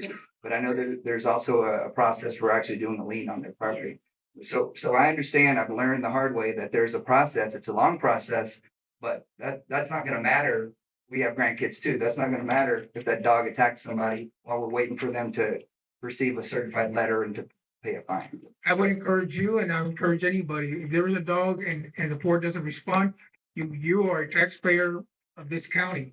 The sheriff's office has some responsibility as well. They don't. Well, well then, So we've you done need all to of talk it. to county judge and county commissioners as well. We've done it. So We are- they've we been are- out we and they have been told us addressing- specifically that they cannot. If I do recall, anything on the Jason, this board. is a dog in Unit 3, correct? Yep. Oh, yeah. Okay, so my understanding. Well documented. I've got Yeah, 800 videos of this dog. I've seen him on lot owners, Yeah. yeah. What do the rules and regulations say about dogs? Well, it only allows fines though, so this is like a whole nother level we don't really have a lot of recourse. We have asked the There's no attorney teeth, before. Really. Exactly. I think as a board, what we should do with Shar, maybe, with you as president, is we need to get the attorneys involved again and figure out, is there something we can do now because of what Mr. Balderas is saying, where there are just the commonality of these things happening and somebody getting seriously hurt is getting higher and higher and higher, and more people are paying It's just a attention. matter of time. So now there's probably some easier legal paths to handle it. And we probably just need to speak with a lawyer and just say, hey, look, we need a new tool to be able in our tool chest to be able to go after these people faster. We don't have a dog catcher. Sheriff won't do anything about it. And other elected officials don't care or whatever. And at the end of the day, we have to, as a community, figure out a faster, more punitive way to handle the situation. Awesome. Thank you. Well, it falls under architecture. If it's a member, it's a safety issue. And so Yes. they have a week, not for 30 days, to correct the problem.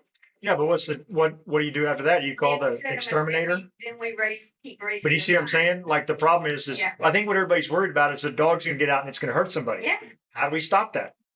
There is no way to stop it unless we Oh, figure out a there's a new way. tool. Yeah. I can This is the old west, kind of out here. And it may have to go that way. Yeah. I'd just like to answer to what you said, that at the RV campground, if they don't follow the rules, and I do not know what the rules are, I know the dog Posted cannot on be, way in. Mr. Herman, he's talking, please. I know. I'm just you telling you. cannot leave a dog unattended on a tether that's 20 foot long. If they don't follow the rules, you can ask them to leave. Absolutely. You don't need a lawyer. Correct, I'm sorry. correct. Yeah. Thank you. Absolutely. Thank you. Yes. Thank you. Good point. All right, ladies and gentlemen. Anything else? It is 4:28. We are going to adjourn into executive session. I appreciate everyone's patience. Thank you, everybody. Pass it a break 5 minutes. We'll come back here. Mr. Cody, we're gonna address the boards. Okay. Yeah, I have his file here. No, that's not my okay, I have it to go. Charlene, I sent this out for us to sign.